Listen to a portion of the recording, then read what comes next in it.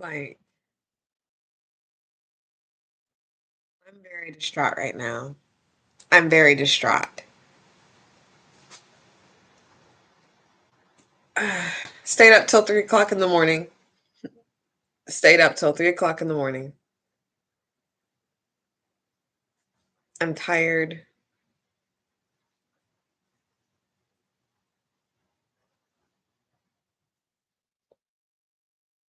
I'm not I'm not playing anymore. I'm not playing Apex Legends anymore. I'm not. And it took no time in me making that decision because it's very hard for me to continue to do something that brings me no joy and yields no results. Like yielding no results is like my biggest pet peeve in the world. Like that's why you haven't seen me make videos cuz it's yielding no results. So live things like my shorts and this yields more results with less carnage. Like I don't know how to say it, but it's just too much for me. It's too much for me. So I have to do videos like this and I haven't even edited. I try to edit. Something always gets in the way and it's just like I feel so bogged down by life. I feel so bogged down. It's so bogging. Like something different needs to happen that's great. And I feel like it's possible. I don't know what I have to do, but it's possible. It's so possible. You're just going to know things are going to be different. And everyone will be better for it. And the first step is me not playing Apex anymore. I'll play a different game. I'll play We Happy Few. I've played We Happy Few. I played Dragon Age Inquisition. I'll play any Resident Evil. Zero is the hardest Resident Evil you'll ever play. If you've played zero, one, two, three, four, five, six, seven, eight, all of the revelations, none is as hard as zero. And it's got like one ending. If I'm not mistaken, there's no alternate endings like they had in the remaster of Resident Evil 1 or two different sides like Resident Evil 2, which would have been cool if Billy and Rebecca's stuff kind of was like 5 and 6, even though there's nothing good about 6. There's zero things good about 6. Zero things. But what I'm going to do is I'm going to post the live before I get into everything. I'm just letting you know right now that I can't play Apex Legends anymore and succeed in life. Not not something that I can assure you.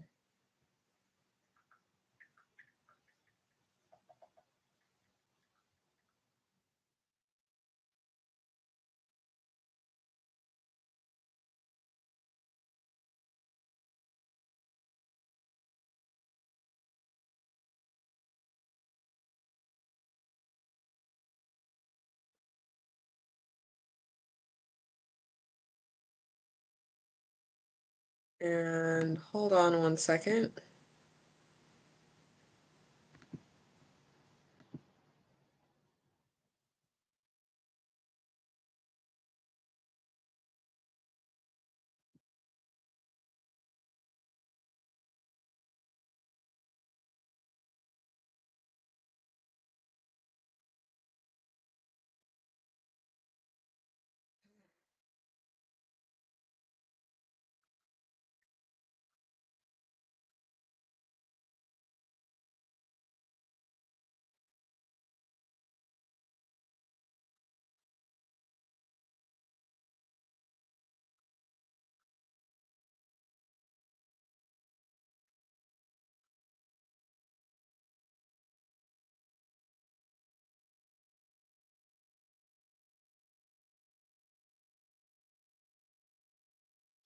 All right. It's posted.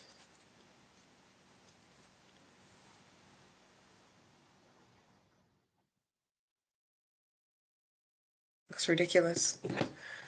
I just feel like, what I'm supposed to be like, ooh, when it's really like not feeling that way. I'm just not feeling that way because,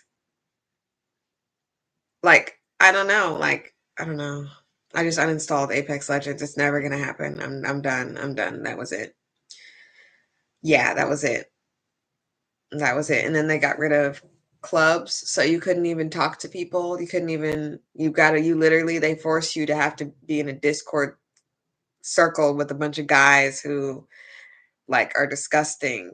Like, no, thank you. It was appropriate and fair to have a way to contact people on the game so that if they said something in game, you could catch it.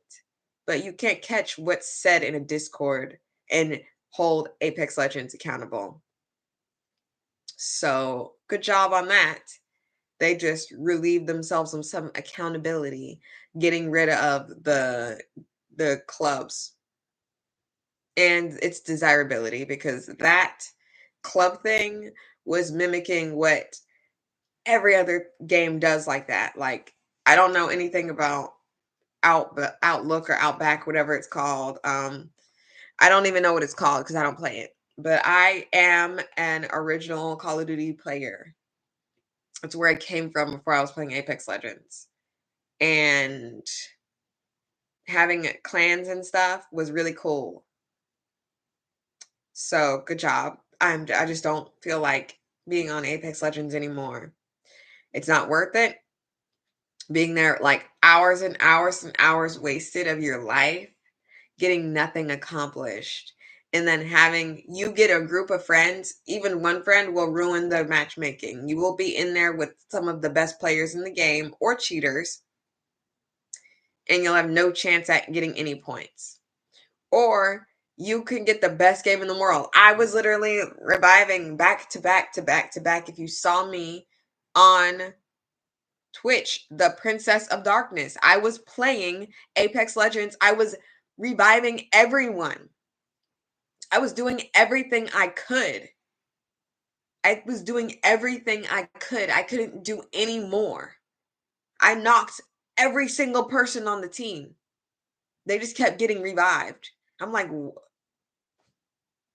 and then they have conduit. Every single player, every single team has conduit. So they just snap their fingers and they got all of their shield back. But when I do it or when it's on my team, we don't get a chance to have it on. It's not, it's like, and it's, but when it's the other team, it's like, boom, like it's just a boom, like it just happens.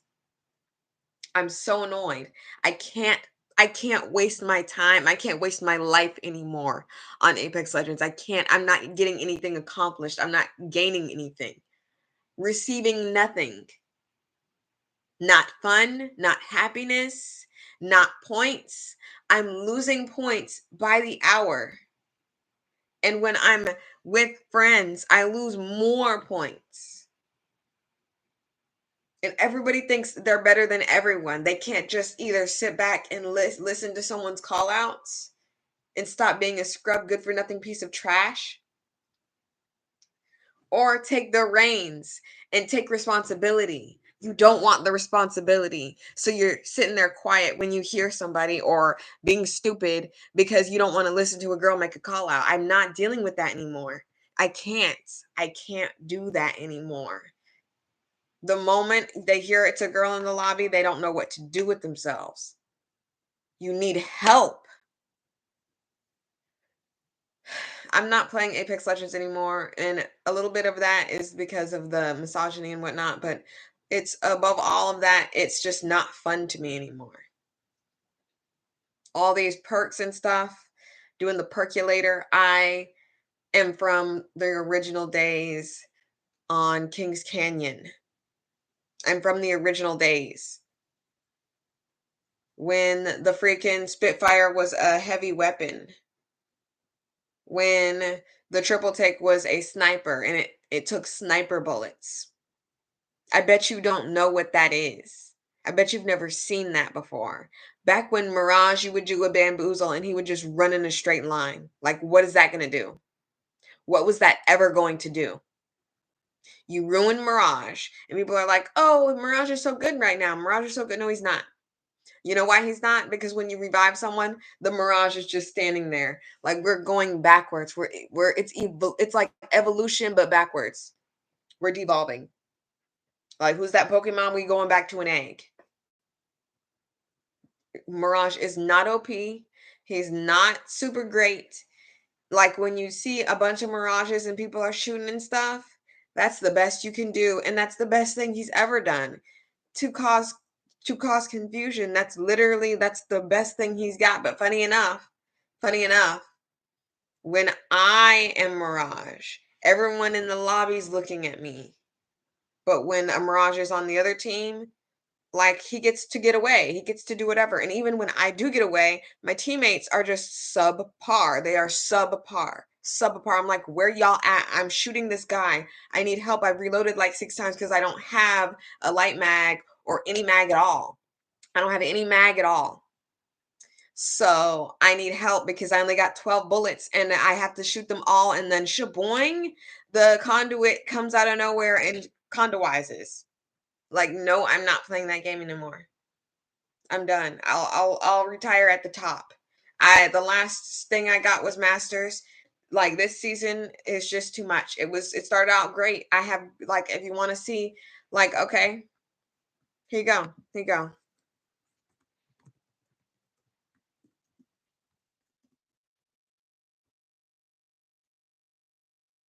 That's my TikTok. I have a lot of highlights from Apex Legends. I have a lot of highlights on YouTube from Apex Legends. And guess what? It doesn't even matter. It doesn't even matter. Doesn't even matter. I can't play this game anymore. Wasting my time. Wasting my time. That I'm never getting like staying up till 3 o'clock in the morning to try to get my points back is just like gambling. It's like you can't. Gambling. And if I want to get I will literally gamble. I will literally play a gambling game before I sit here and gamble with my time like this.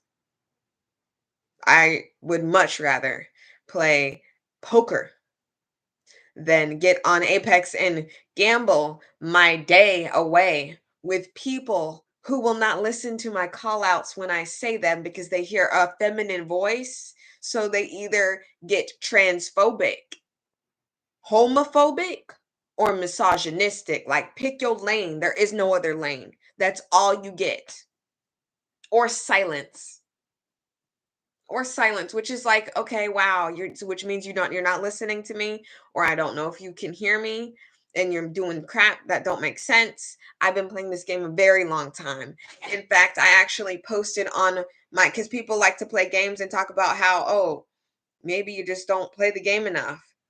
Maybe I don't just play the game. Like, please, there's always an issue. There's always an issue. I can explain how I died. I can explain what happened. Like, I can only speak for myself when I play Apex Legends. It's up to you to do whatever. I really don't want to hear excuses every time we die. It's not really a big deal. But if we're gonna go around the table and talk about, oh my goodness, why did that happen? Why did we die? Well, it doesn't matter. It doesn't matter why we died. It doesn't matter. It's the fact that we died. We died, we're dead. That's it. Get over it. Because maybe if you get over it, we can play a better game next time. But you're going to still be stuck in the past. And it's super annoying. It's super duper annoying. Super duper. So I can't play anymore. I can't play anymore. But like, I have 147 days, 19 hours, and 30 minutes. And that's gone up because I was up till 3 a.m. playing the game. Yeah.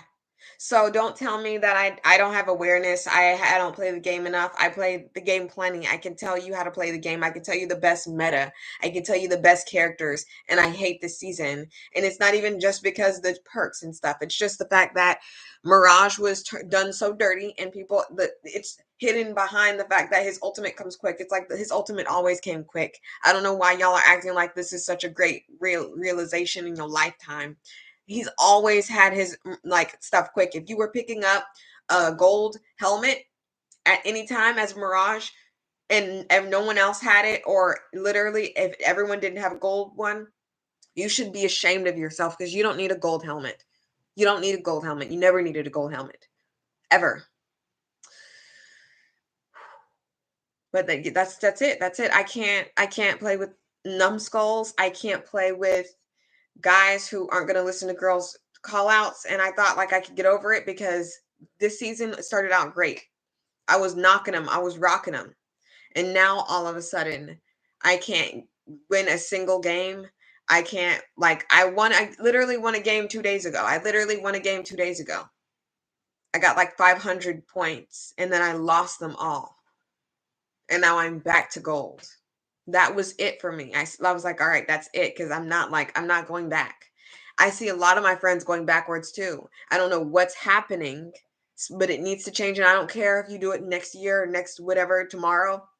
I'm not downloading that game back on my Xbox. It can blow up and go into smithereens before I play that game again. I can't do it anymore. I can't. It's unplayable to me. Simply unplayable. I can't make call outs because it's not going to be listened to. I can't listen to somebody's call outs because some of these call outs are ridiculous. Why are the circle's closing? Why are we fighting outside the circle? It never works. When we're done fighting this team because you want to get points here when we should have got points on drop. This is what the meta is. You get points on drop. You kill a team, you have to land with the team, or else you will be walking around for 20 minutes wasting your time and then get negative 50 points anyway, because you're going to get killed by a team that already killed somebody and got their shield up. And then no one's doing what they need to do. When you're a skirmisher, you look up to the goddamn sky. You look up to the goddamn sky so you can tell us what's in the care package. How hard is it? It literally tells you everything on the screen. There's so much writing on the screen. It looks like hieroglyphics, ridiculousness. Like it's just got everything. It's just got like it's got like barcode. Like I don't understand how hard it is to just read. Read. Read what your character does, because you're not utilizing anything. When I get a lifeline on the team, I don't get any heals. I have to beg for heals. But on the other team, the lifeline's rezzing himself. He knows what to do. When I get a Mad Maggie, I don't see her using her drill on my team. But on the other team, the drill's always finding me, it's finding me. It's just unbearable. It's unbearable. It's unplayable. I'm not playing that game anymore.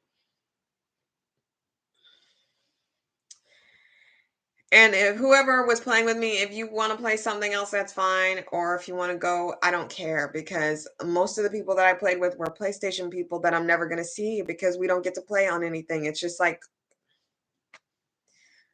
very small amounts, very few games can you just like play cross console or whatever.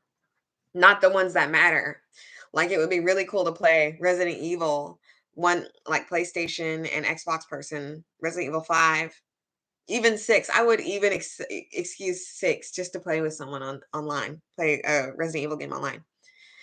But is this honky donkey, bonky lonky, like game, this Apex Legends, which I really gave a lot of like grace to and a lot of props for being very inclusive. You have gay, bisexual, trans, like there's black people with actual hairstyles that fit their aesthetic. Like And but the funny thing is the people who are playing the game, like it's all for naught when you're being called the N-word. So it is what it is. I personally, it's not happened that often to the point where I play so much that it's of course not going to happen that often. But I can think of like 6 times that I've heard that on there by derogatory term. But that like I'm so serious. I'm so serious. I'm not playing that game no more. I'm so serious. I was so good at the game. I can't sit here and struggle like this and it's like driving me crazy. So I'm done. We're just gonna start talking. I'm done talking about Apex Legends. I'm not playing that goddamn game anymore. I will play another game that brings me happiness in my life. A game that actually doesn't waste my time and I'm actually going to get something out of it, including joy, happiness, serenity, something, some goddamn thing. I can't play this game anymore. I almost had it last season. I uninstalled like 3 times. This is the ultimate uninstall. The ultimate uninstall. And people are like, oh, you've said that so many times. You don't understand how I feel. I don't know how I can portray it to make people understand how I feel, but it's so tired. I am so tired. I am so tired of struggling and then people not listening to my call outs. I'm so tired of listening to people's call outs and they're terrible. I'm done talking about it. We're going to talk about 90 Day Fiance. So, as y'all know on this channel, I I do my best to not talk about I talk more about my opinion about like trash TV shows, like 90 Day Fiance is a trash TV show. Love After Lockup is a trash TV show. Crap like that that I watch. Survivor, I would say, is more. I don't know. It's there's a lot of things that we could talk about as dystopian. It's Squidward. It's Squid Game at this point, except people don't die. Oh, hey, nice to see you.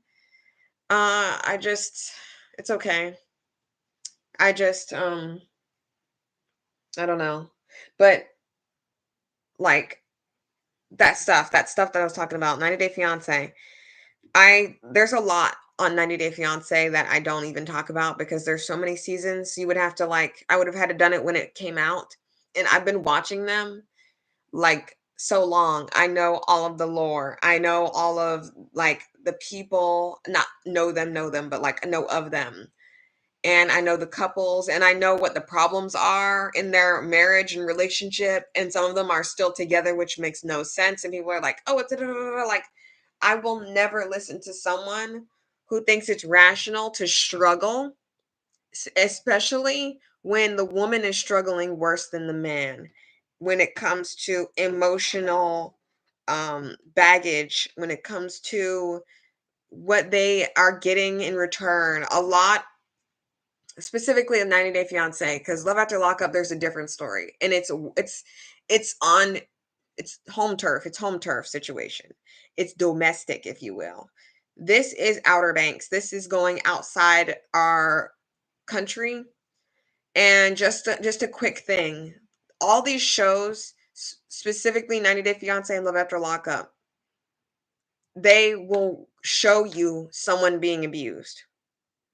It may not be someone getting punched in the face, but there is abuse there. Like, do you want something that you really want or do you want a green card? Like, these Americans, these stupid, ugly, ugly Americans will go and do sex tourism in a country that is not as financially socially sound, cuz according to the world we're all in debt. If we're all in debt, then how is America better? But let's just let socially, we're socially the best. So we will go to another country. Americans, ugly, stupid Americans. Sometimes they're old and ugly. Will go sex tour to a world to a not saying third world is very not cool, especially when it's not true. And people don't understand what third world means. So it's not appropriate to say here, but that's what a lot of people say. That's what people describe it as. But countries that are not as socially, financially sound and take advantage of the younger women who they will know to have children and force them to be their servant in exchange for a green card. Whether it be a sex slave, whether it be cleaning the house, whether it be taking care of their mama, taking care of their daddy, taking care of their farm. Yes, taking care of their farm. If you know the couple that I'm talking about, you know they're still together. It's ridiculous. There's so many groups that they should have never been together. They should have never been together, but here we are, they're still together, and it's really ridiculous. Especially when the women are being abused. And in order for y'all to think anyone's being abused, they have to literally be shot or hit or something in your face for you to say, "Yeah, that's abuse." When you can financially abuse someone, hold money against them. Say, "Do you want these Pampers or do you want food?" Like when you put two things together that you know you need, or two things that did not need to do that because you know that you can afford it. There are some of these guys that will do stuff like that to the girls. And then their thing is, "Well, I'm paying for you to come over here, so basically I own you." That's what they say in their actions. And some of these people are women. This is where we're going to get into what I was talking about earlier. If you've seen my short recently about Michael and Angela, some of these old, crusty women from America will go over to another country, mostly white, crusty old women, to a black country. Mostly. And I'm not saying all the time. I'm saying mostly, because we have multiple accounts of those people doing that on 90 Day Fiance. Right here, here's just some examples. Um, what's that dude's name? Summit in Jenny. Y'all know them? They're still together.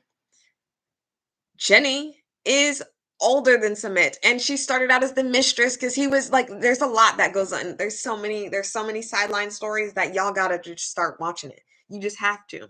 You just have to. Some of these people made it and some people didn't make it in the couples. And I hate that some of these women are still in these abusive relationships. There is a relationship that they're close to being peers, and he's being abusive. He's like, "I can't believe you took birth control. I can't believe you did something with your own body. I can't believe that you're doing so." Like he literally talks as if he owns this woman. And they are peers. If I'm not mistaken, they are peers, and he's always in the strip club. There's terrible, terrible men on this show. Where there's horrible women on this show, there are terrible men on this show that you are more likely to see walking out your door. They love to posture these women up that are difficult or cry too much for their liking or whatever, to make it seem like, well, that's equal. There's a girl who is dragged every episode, every time she's on the thing, just because she cries a lot.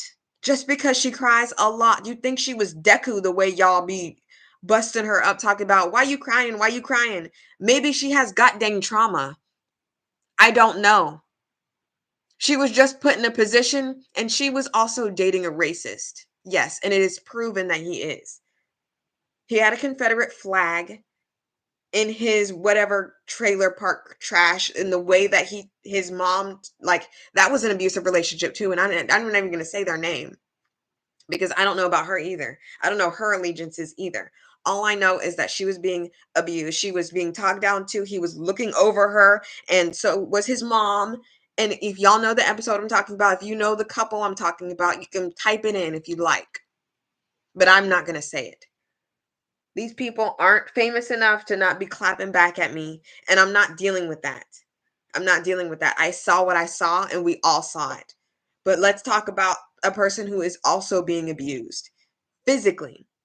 We've seen Michael be physically harmed by Angela.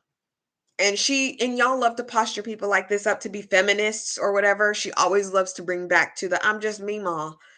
And Angela always does that. She always rests in her femininity after she's already assaulted him, after she's already cursed him out of his name. She treats him like a slave. He is from, if I'm not mistaken, I think he's from Nigeria, and she's sex toured and got the guy. And the craziest thing is he was doing all this stuff. He was like, Ronald Rump, yeah, da da da da.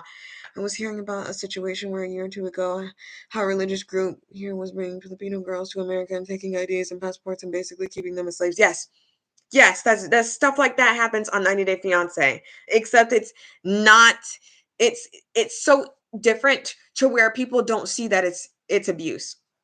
They don't think it's abuse. Like I said, as long as a woman's not being hit over the head with a skillet, they're not going to say she's abused.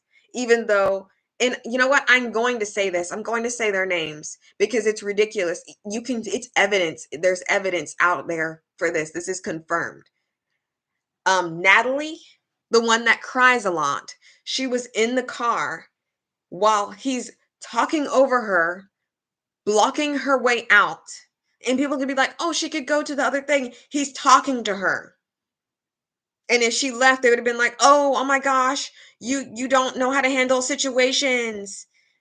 And no matter what Natalie did, she was always in the wrong to all the fans. I've never seen anyone stand up for her except me. You can go to my Twitter right now and type in Natalie, and I always defended her. Always. Because he was abusive towards her. He was big old burly man, built like a fridge. And the moment that happened on the tell-all, there's a tell-all with Angela in it as well. This is crazy. But like there's a lot of abuse that happens on this show.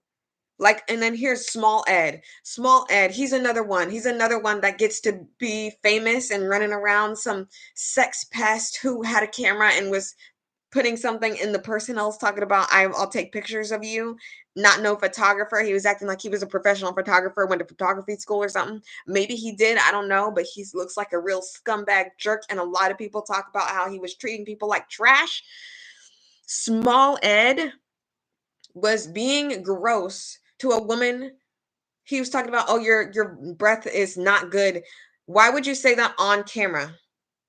You are ugly and hideous. She didn't say you ugly, you hideous on camera.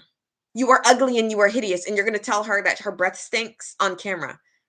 And he gave her the gift of a toothbrush and toothpaste or whatever.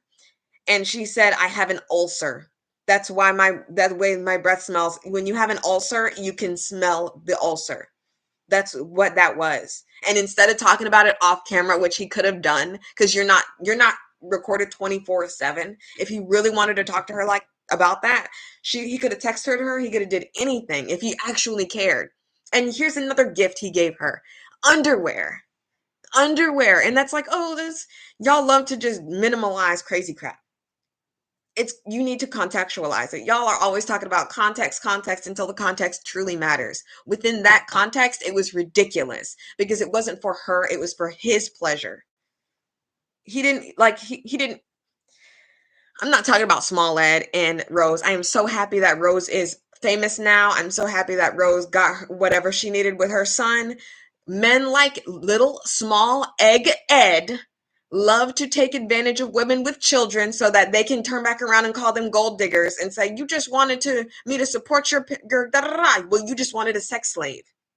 You just wanted a sex slave. So I don't know what you're getting at. It's equal exchange, my homie. It's equal exchange, my homie. Because if we're going to do that, we're going to do it. All these guys are hideous and ugly. I can't think of a single guy on 90 Day Fiance from America who was going over into another country who was like, oh, so great looking.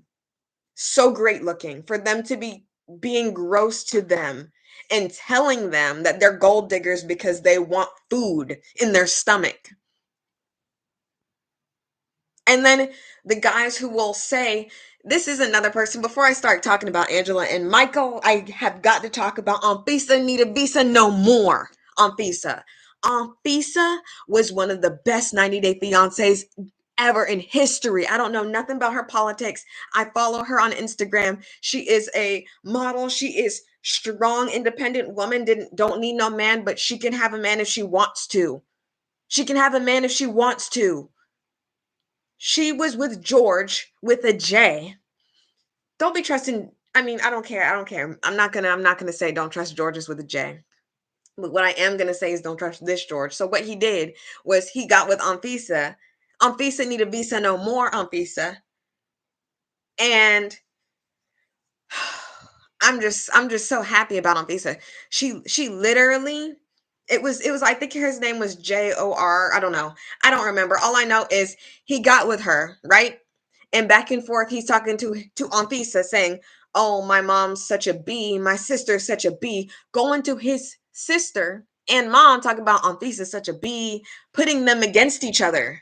Putting them against each other. Yes, this is what these guys are doing on 90 Day Fiance, having this woman coming from another country, and then they're talking about, oh, she take my money when I'm in need. Yeah, she's a trifling friend indeed. Oh, she's a gold digger way over town that dig on me.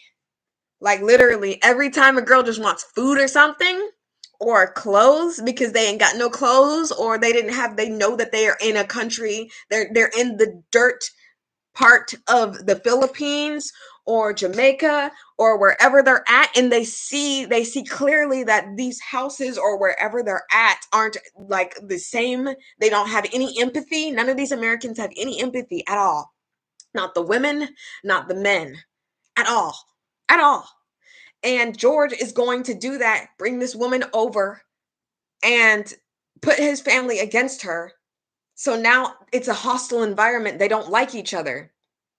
And then she's like, she literally says this. She literally, like, they never had this dialogue. The women and men never had this dialogue on camera ever. She had this dialogue. She was like, would you like me if I was fat and ugly? And those were her exact words. She's like, I want a man with money because you said you had money. He said to her, it's not like they just got together and then now she's expecting money all of a sudden. It's with the J in the front.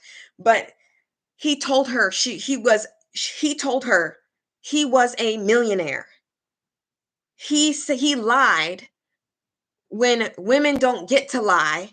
And then when we're lying, when we've got makeup or whatever, y'all love to talk about how, oh my gosh, makeup, blah, blah, blah, but you will not go with the girl who's not face beat with makeup. You will go to the girl that's on FISA with her makeup done and whatever surgery or whatever she did, whatever she's done with her life, whatever she is. You guys will be upset. But you get to lie. You get to lie about your financial situation so you can get the girl and then worry about it later. That is George. Mind you, they're not together to this. I told you, Anfisa was the best. Rose is the second best because she told Ed off. She said he was a bad person and he is. He was like, so I'm just a bad person. He always whines. He always whine like a baby. He's like in his 50s whining. 50s. When does it end? When does the whining end? I need to know when the whining ends because it's not ending. He is literally still whining in his late 50s. So George, because I'm not done talking about George. So George not only lied to Visa, need a visa no more, Visa. I will keep saying that because she was like here for the long haul. She was in it for the long haul. She got lied to.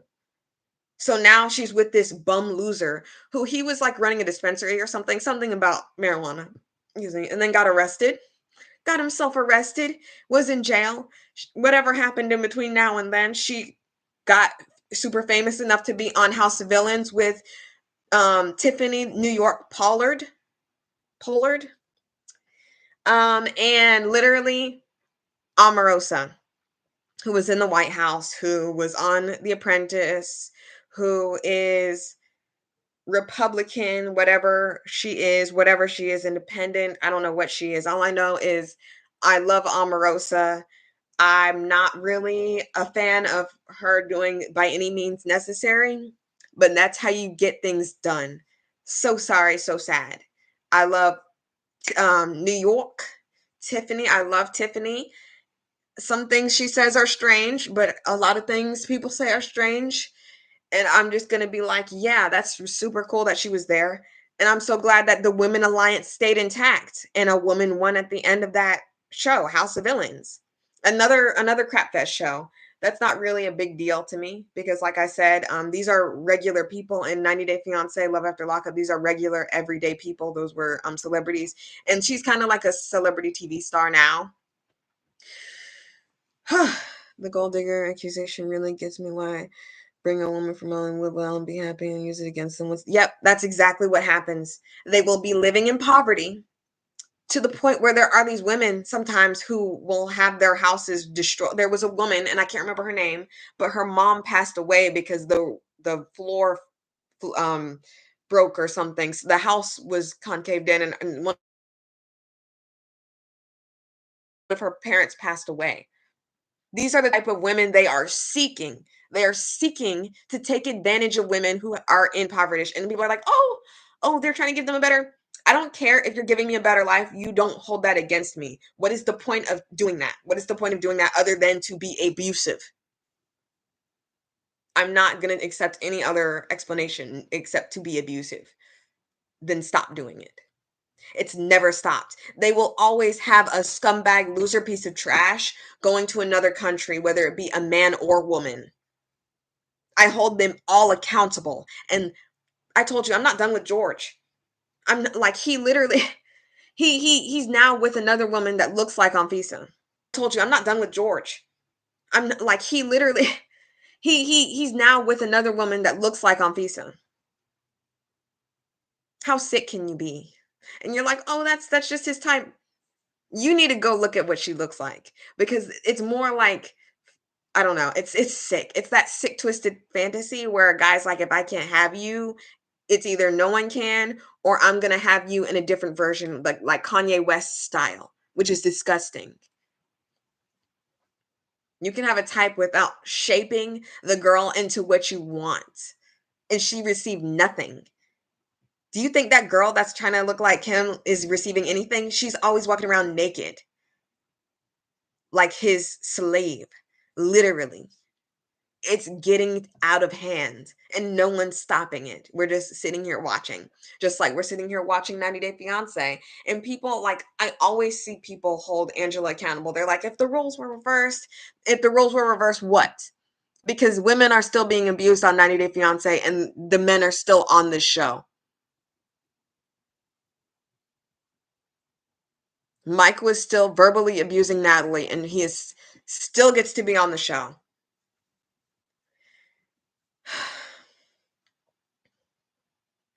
There are still guys that get to be on this show.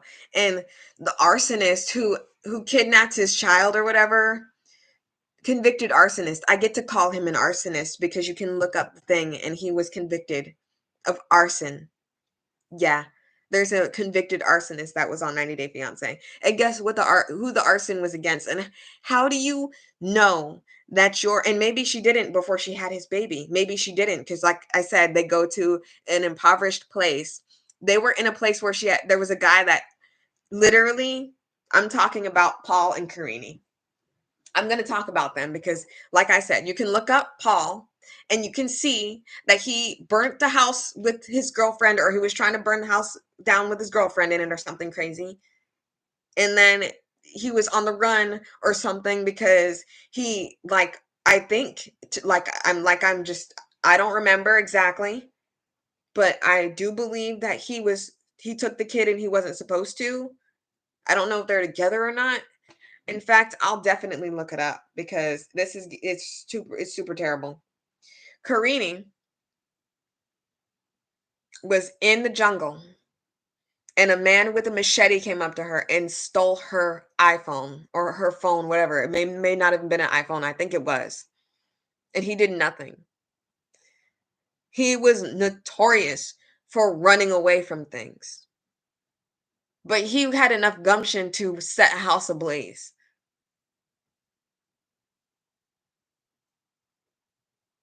Where was that fire when your wife needed you? Oh yeah, it was because of misogyny. You can't protect women when you think women are less than you. All right.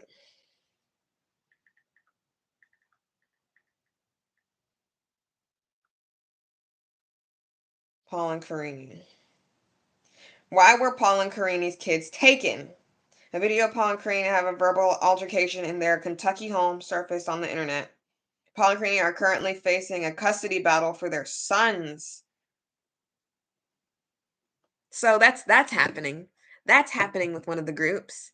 Yeah, doesn't that sound great?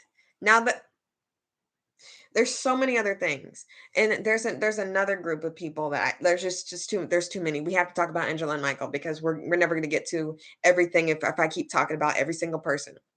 All I know is best 90 Day Fiance woman in the history of 90 Day Fiance is on Visa Nita Visa No More because she came here and she got what she wanted, even though she was lied to.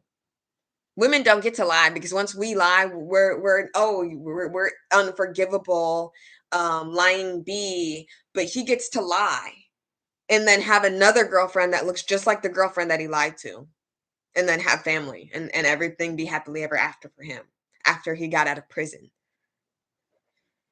for something he did.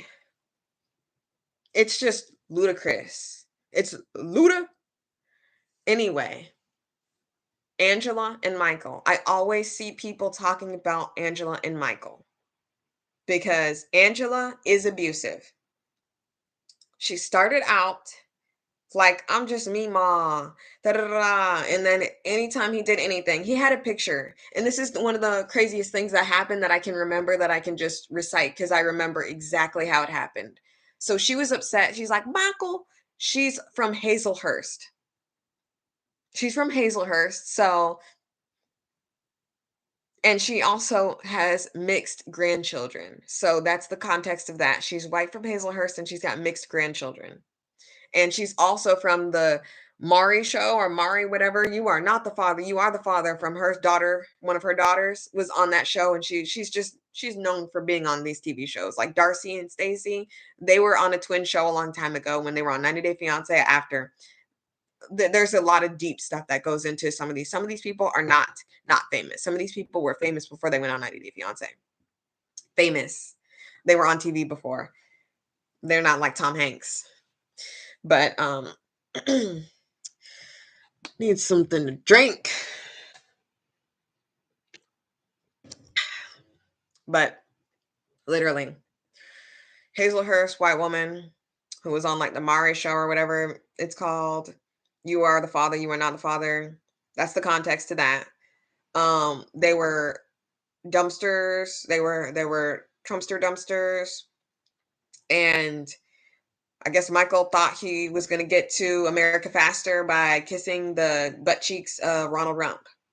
It didn't happen. It didn't happen. So he had a lot of memorabilia and he was like pretending like he was pretending to like that person. He probably has no idea who he is truly or knows any of his policies for him to talk about he loves him so much. You are from Nigeria. I don't know anything about the Nigerian anything because I'm not from there. I can't say I'm not going to put some Nigerian person on my shirt that's in your politics because I don't know your politics. I don't know anything about anything over there. I don't know about your government. So it's kind of a little silly Billy for you to do that. But in his defense, I would say um Ronald Rump was a celebrity, a TV show host. So I guess you could like him from that, but guess what? It's not the same because his stuff had American flags on it. It was deliberately so he could come to America faster, and it didn't work. A whole 7 years they were together, if I'm not mistaken. and he was never able to come to America according to the show. Now, recently, 2024, he has escaped Angela because she has abused him. We've seen him be abused. We've seen her break things around him, which is an abusive tactic that you more often see men against women, but women can also do that to men. And guess what? It's the position that they're in. He is not from this country. She is in a higher position in status in this country, just based on societal what happens in society. I'm not saying that anyone's above anyone. I'm saying socially, that's it. She knows more English. She's lived here longer than him. She knows more laws, even though she dumb. And like literally, like that's just it. So even if he did escape, he doesn't know where to go. Maybe he's had this plan for all I know. And that's another thing that she loves to talk about. She was acting like, "Oh, I'm scared for my husband." And then when she talked to some person online on YouTube, she started talking about he planned this, he did that. He Mind you, anytime something happened between them, she always said that he was some scammer, some Nigerian scammer, which is very xenophobic because there are scammers in all parts of the world. So it's very interesting for her to say, "Oh, you just a Nigerian scammer, Nigerian prince scammer, whatever." And I don't know where Usman's from, but that's another situation where Usman is very young and he's with older white women from America. And there's a lot of like sex tourism. There's sex tourism, and then there's sugar baby and sugar situation. Sugar baby. I don't know if you guys know what that is, but that's basically when you are in a relationship with someone.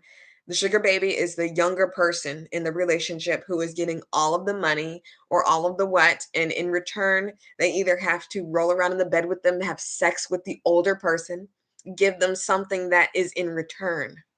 It's an equal exchange situation. It's not prostitution because they're supposedly supposed to be in a relationship. Sugar baby and sugar mama or sugar daddy situations are supposed to eventually become husband and wife, or husband or wife and wife, whatever the situation is.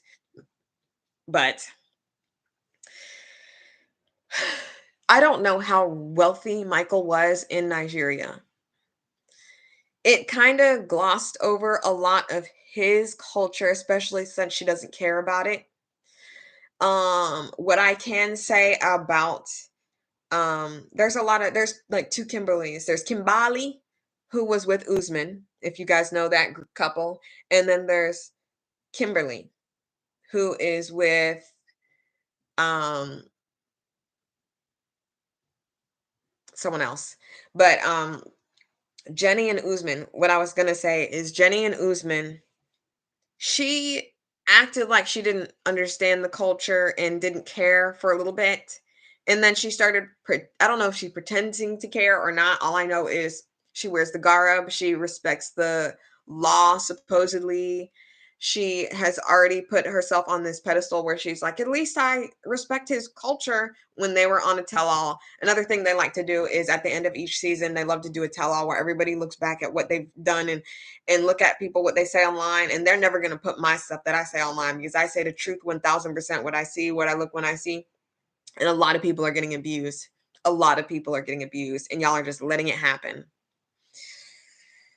And there's always situations where it shows on two sides. Like I said, they love to posture like women doing something is just as bad as a guy doing something when they blow out what the woman does out of proportion, and then they like, okay, here's an example. Here's a great example before we get back into what I was saying.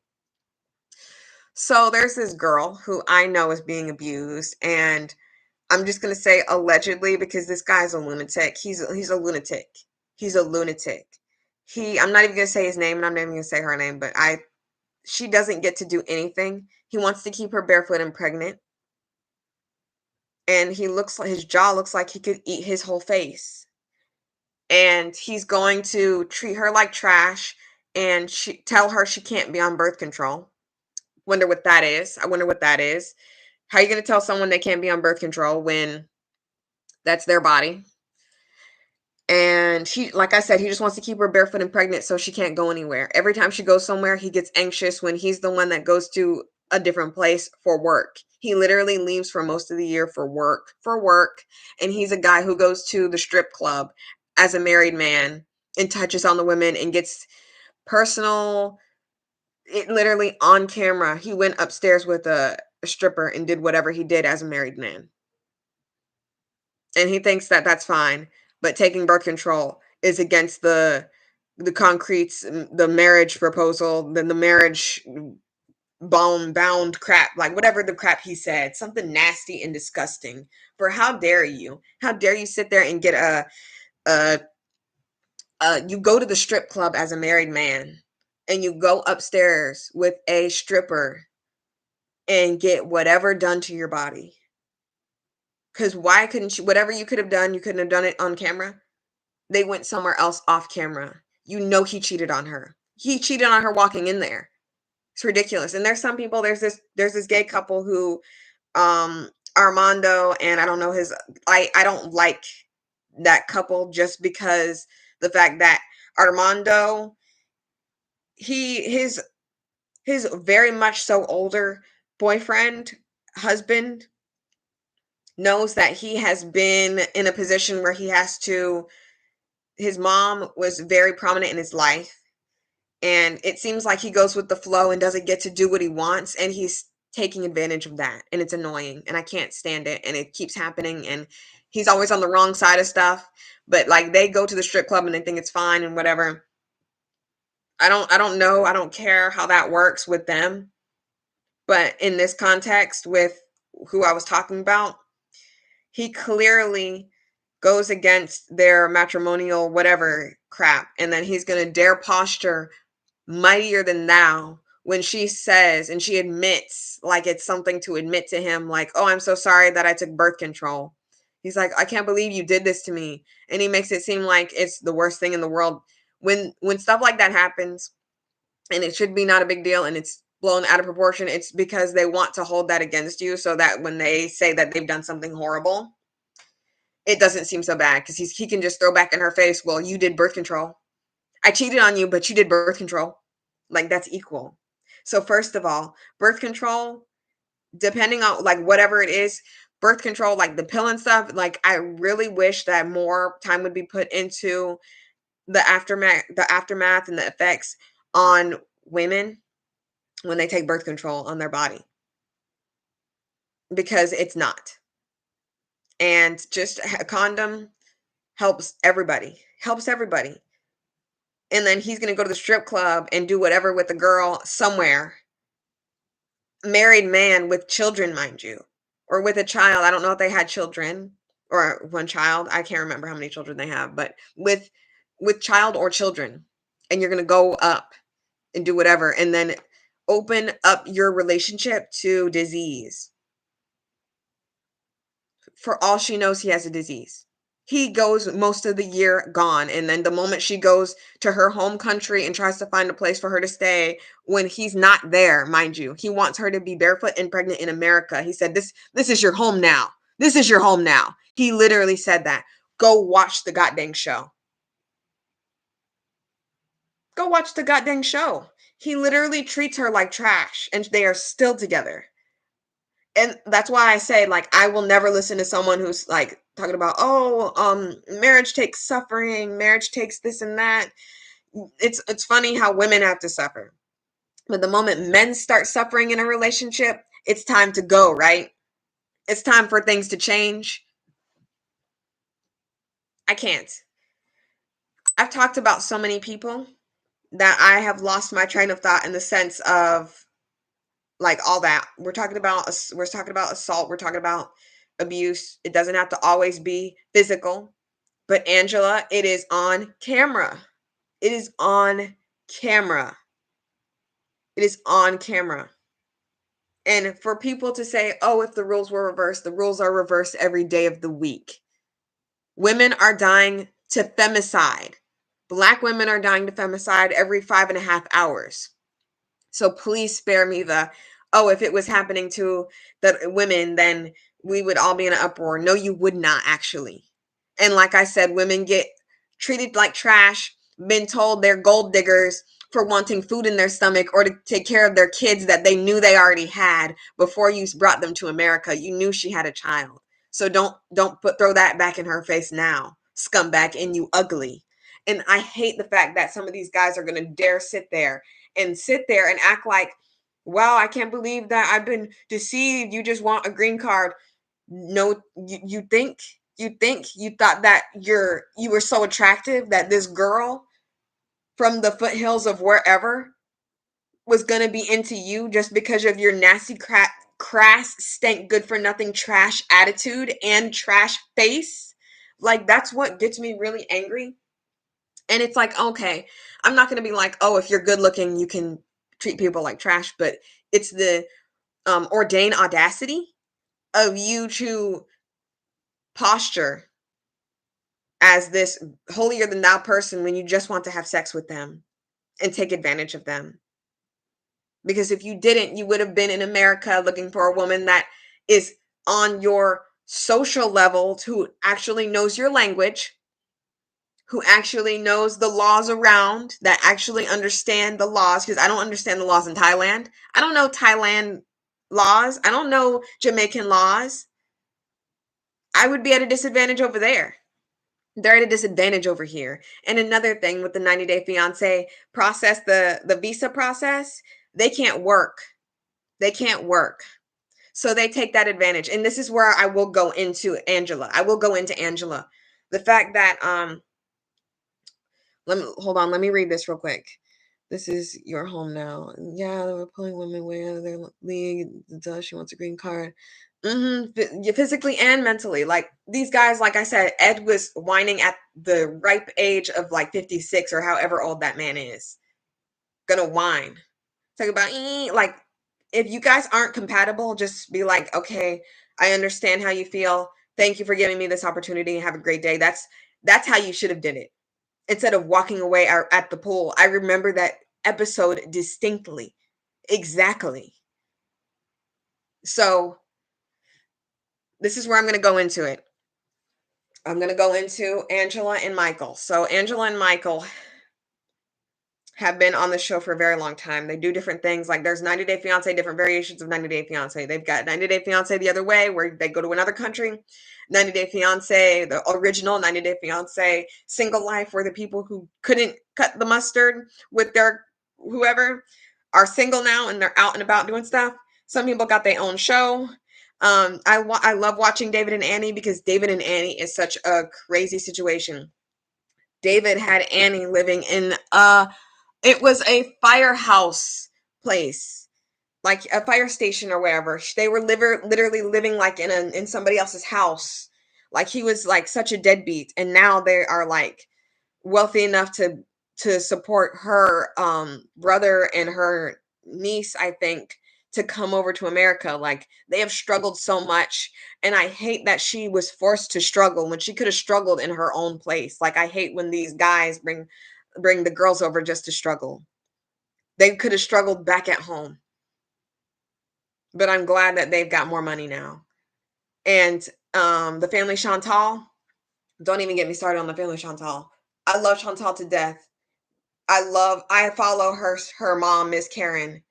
Nice Not Nasty or something. Her name is on Instagram.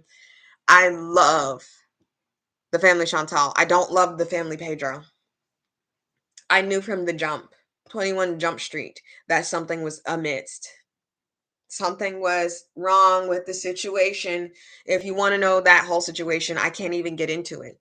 It's not like Pedro, he love bombed her and then was like, I don't want kids in the beginning. And then he's like, I don't want kids after like 7 years or whatever they were together. Can't remember.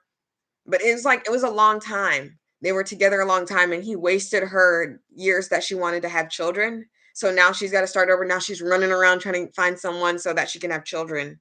And that is sad. He wasted her time because, like, and I really don't feel like men should be having, like, just because you can, like, have children at 80, I don't think you should. I think it's unethical for these old geezers to be having kids that you're not going to be able to raise because you are like 2 years away from the grave. Like, it's very unethical. And it's like men don't get shamed enough for having kids in their 80s, like Robert De Niro or whatever that guy's name is. I don't remember who had that kid in their like in their 90s or whatever.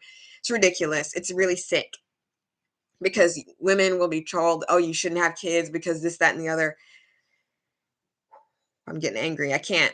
All I know is I am so sad for that whole situation because it looked as if they were in love. But if you don't get along with parents and you don't get along with the kid, like sisters, you can't. It's just not going to work. It's just not going to work. All bad situation. Maybe I will talk about the family Chantal in another live because I still have to get to Avatar and we're not even done with Angela. But it was a very sad story. And it was a story that you could have saw a mile away because the mom was also correct. Karen was correct. She has the best 90 Day Fiance husband. They weren't 90 Day Fiance people, but they were in the canon. There's a whole, it's like, the MCU. There's a 90 Day Fiance U, like 90 Day Fiance universe. There's tons of, like, I could go on and on about all the people. And then there's some of them who have had thruples together, who have been in relationships together. It's crazy. But if you want, please watch the family Chantal. Keep them busy, keep them on the thing because she's on the single life right now. And it's very sad because it's like you can tell that she's just looking for someone so that she can have a child, not because she's looking for someone to be with. And that's sad because it's just not fair to her and it's not fair to the person that she finds because she may not like them. She just might want the child. And it's horrible because it's Pedro's fault for telling her, we can be in a marriage, but I may not want kids. He knew Blaine well she wanted children. He's gonna hold out want having children with her until he cheats on her, and I just can't. I can't with him. I can't with Pedro. You're gonna go to some back alley with your coworker. I'm not dealing with that. And mm-mm. I'm not even arguing. I'm not even talking about Pedro and Chantal. I love Chantal. I love her mom, and I love her dad because he knows when to shut the up. He knows when it just like to support his wife and sit there. He just knows when to sit there and just be a husband. And he was ready to scrap when his one of his daughters was being abused and about to be indoctrinated into a cult. That happens. Like this is like it's such a good show. Family Chantal is a really good show, and it's like a variation from 90 Day Fiance. I told you there's like 50,000 shows that came from the 90 Day Fiance universe. Dozens, dozens. Um, Alexi and whatever that's like a old, like it's whatever. They're in a relationship still. There's nothing to be had because there's no drama with them. So I don't even know why they even have a show because it's like the worst drama was she's like I have Tourette syndrome. Like, that was it, like, that was all she like, that was the craziest thing that happened, and it's not crazy because it's just, like, that's her life. Like, I don't even know their names, I just know Alexi is one of them, and they keep popping out children, it's crazy. I think he's from I don't know if he's from Egypt, I don't remember where he's from, but I'm done talking about them. We're talking about Angela and Michael. Michael ran away supposedly, and he left everything at the house. And mind you, he may well have not have had access to his stuff because when she first came out and said he was missing, she was like posturing as if he was assaulted and taken away, which is setting the foundation for him to have bruises or something on him. She postured, and I'm not going to say she said deliberately. I'm saying she postured as if when he is found, he may very well have something wrong with him. And it may be very well because of her. She was setting the foundation. And now, after talking to a random YouTuber, I have no idea who this person is. I've seen some people who talk about 90 Day Fiance and Love After Lockup and all that type of stuff, and I ain't never seen this guy. But all of a sudden, he's got all the answers to this. And I don't know, maybe it's just I'm not interested in looking at some people like I watch Scorpion because I like Resident Evil, and his Resident Evil stuff interests me. I watch certain people for stuff that interests me, but I've never seen this person. He just came out of nowhere, in my opinion. He may very well be the most successful person that talks about 90 Day Fiance. I don't know. All I know is he just came out of nowhere and he got an interview with Angela, and she's talking about, oh, he planned this, he did that, he did, like, notice how it changed. It was first, oh, I'm just a woman that doesn't understand. I don't know where my husband's at. And then it turns into the vitriol. It turned into vitriol. That's very interesting to me. Maybe I'm just strange, or maybe it's just don't make no sense to me. Maybe, but it's just very interesting how she's like a wailing, like crying woman. I'm at the mercy of this world, and then all of a sudden she's angry, and she's like, he planned this, and if he planned this, then why wouldn't he have his stuff? Oh wait, it's because maybe you had his stuff and he didn't have access to it, and that's why he ran away. So according to some people who have talked to him, or who whatever, according allegedly, he's ran away from her. And that makes sense to what we've seen on the show. If you watched the show and you've watched any episode of them, you can see. And there's this thing where they're like always lovey-dovey on each other. And that's why I said it's sex tourism. It's sex tourism because she doesn't see him as a person. And this is what I was trying to talk about earlier. When I said they can't work, she didn't want him to work even when he was over there in Africa. And another thing that she loved to talk about, the moment they got married, she started calling herself an African woman. She's from Hazelhurst. Please look up where that's from. Please type in your phone, unless you're on your phone watching this. Go somewhere and type in Hazelhurst. Please let me know your findings. Because last time I checked, Hazelhurst is not in Africa. You are not an African woman. You are not a second gen. You not know any generation of African at all, under any circumstance. Just because you marry someone from Africa does not make you an African woman. I am so sorry. I am so sorry to break it to you. But you are not an African woman, Angela. Just because you've got mixed children in your family doesn't make you an African woman at all. But yeah. So that's her. That's Angela from Hazelhurst. The one that was on the Maury show or whatever. I'm probably saying that wrong because I didn't watch that goddamn show because it was just nothing but fodder. It was fodder. This is more than fodder because at least on 90 Day Fiance, we can analyze these relationships and see where it went wrong. Let me see. I thought it was Hazelhurst. No, I think it's in Georgia. I think she's from Georgia. All I know is I'm actually gonna look it up.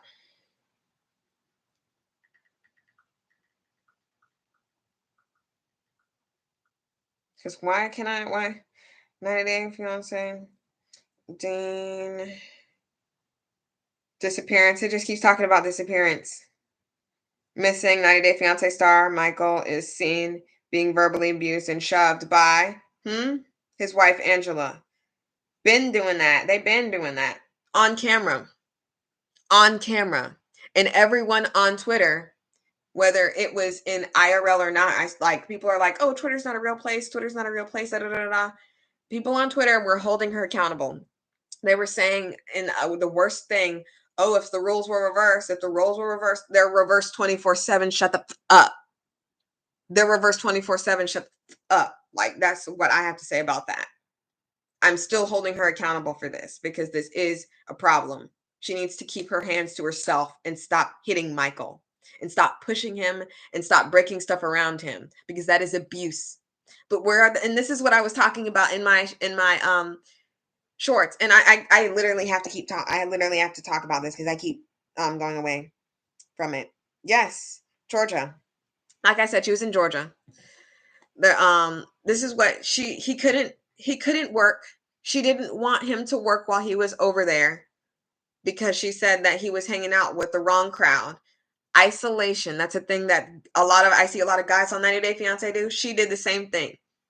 She did the same thing, trying to isolate him from his friends because they're a bad influence. And there are some times where there's bad influences in people's life. But it's funny how, excuse me, she isolated him from everyone. From everyone. Like, and that's another thing. There's another layer to that because the wrong crowd and they're all like black people. That just sounds really strange.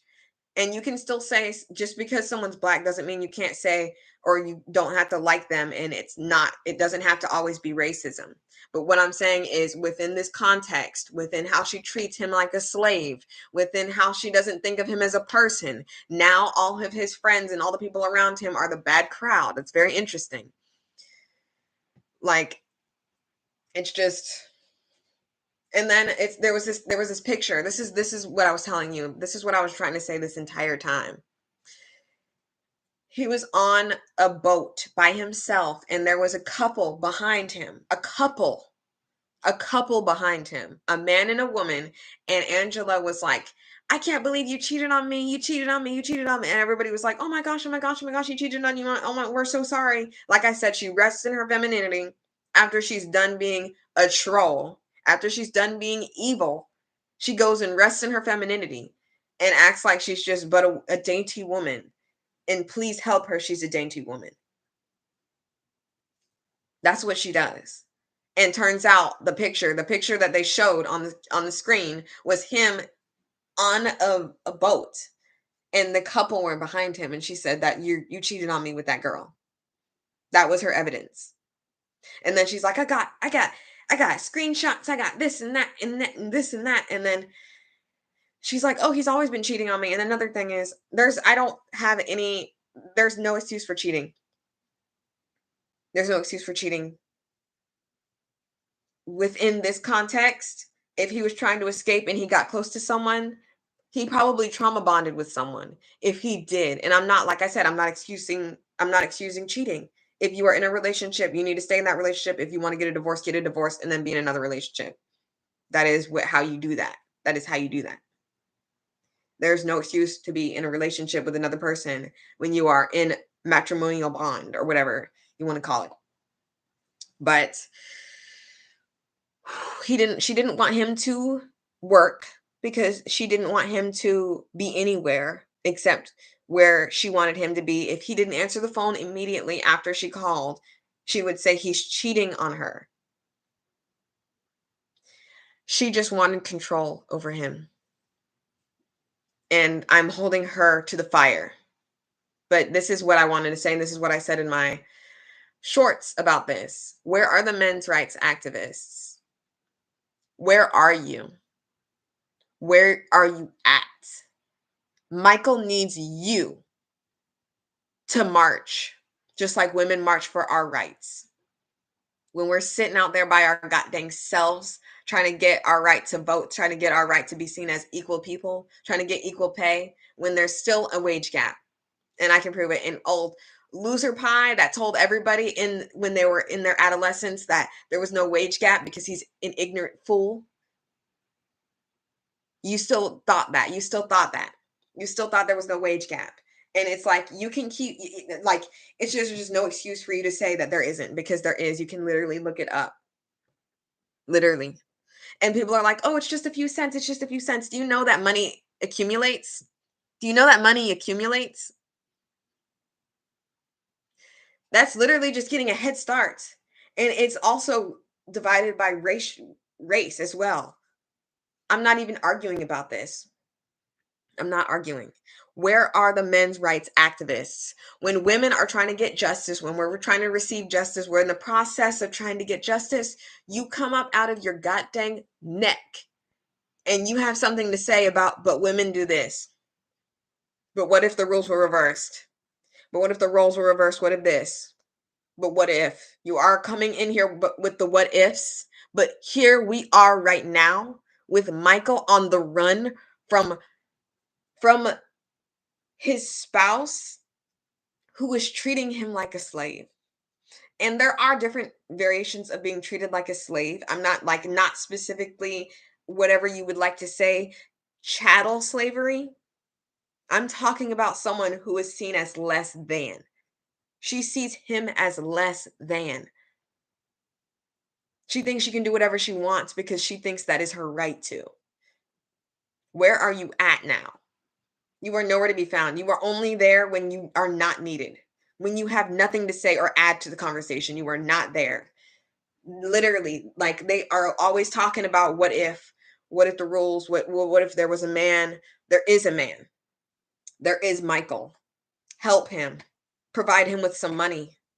But you're not going to because you never cared about men's rights.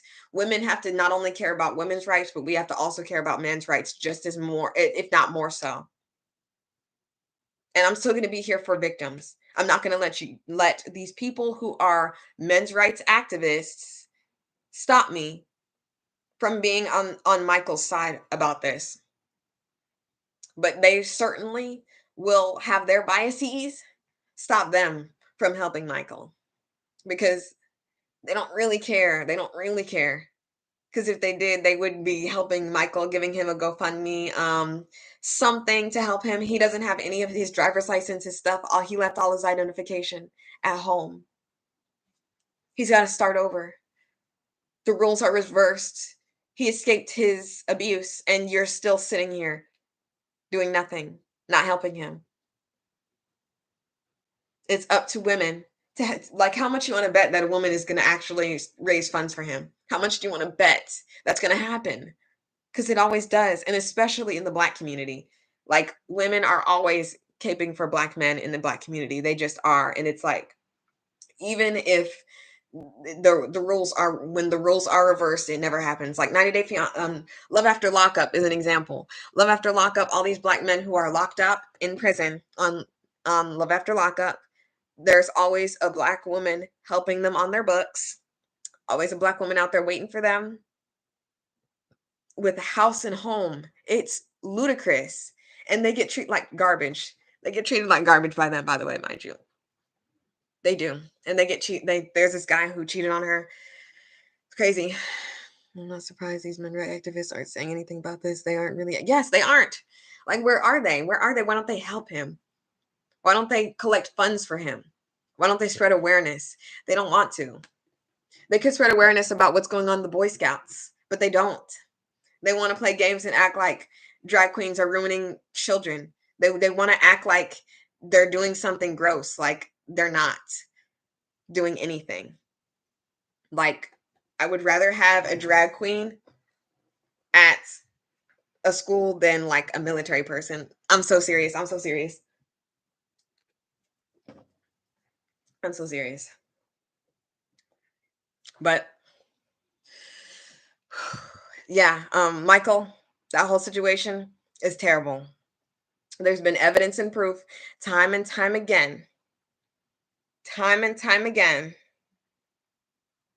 that Angela has abused Michael physically, mentally, and emotionally. And I'm here. So I don't even know how to engage with it. But like, I'm here to let y'all know that that's happening. And there's so many things that happened in 90 Day Fiance that it's so hard to keep track because they will stack seasons.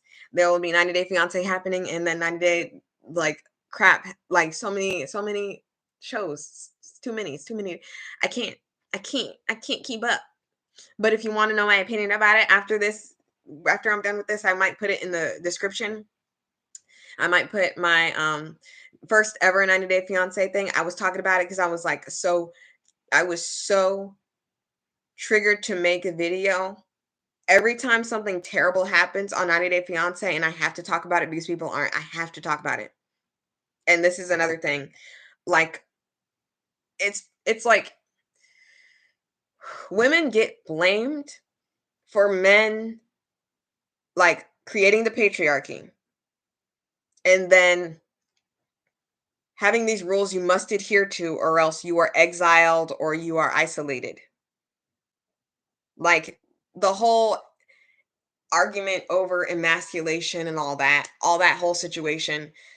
It's like, oh, this is why men can't show feelings or else they'll be seen as weak. But who made those rules? Was it Susan B. Anthony? Was it Hillary Clinton who made those rules? Or was it men? Did men make those rules? Did men make it to where you have to always be on a thousand and be angry and show no other emotion other than anger? Who even did that? I'm so serious. Who's the person who invented it? Because I would bet a trillion, gazillion, badillion dollars that don't even exist that it was not a woman. If a woman said that, you would do the opposite of it. Like, I'm so serious. Like, but all I know is he's out there somewhere. Supposedly, he doesn't want people to know where he's at so that she doesn't know where he's at. And that happens every day. Women are always, and then there's a child in the mix. Add a child in there or two or three. And it's very hard to escape. I am so glad he can escape, but he can only escape because he doesn't have any obligation to stay there. That's what I'm going to say about that. I think I might be done with that part. I think I might be done. We're going to talk about I need to take like 2 minutes. I need to take like 2 minutes and then we're going to start talking about Avatar the Last Airbender cuz I have so much to say. This is going to be a long time. Long time coming. I need like 2 minutes. I need 2 minutes and then I'll be right back.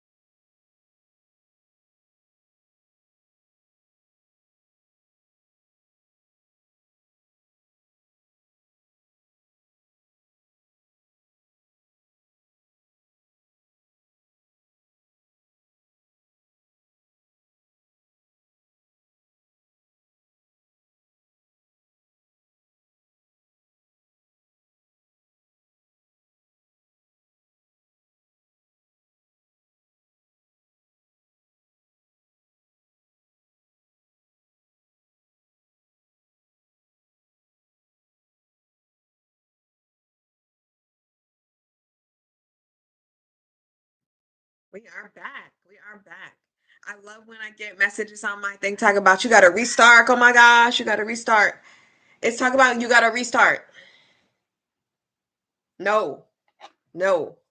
That's why my computers always break up and break apart because literally it'll say you got to restart. And I'm like, no, I don't. You giving me the option to talk about 24 hours from now. No, I don't.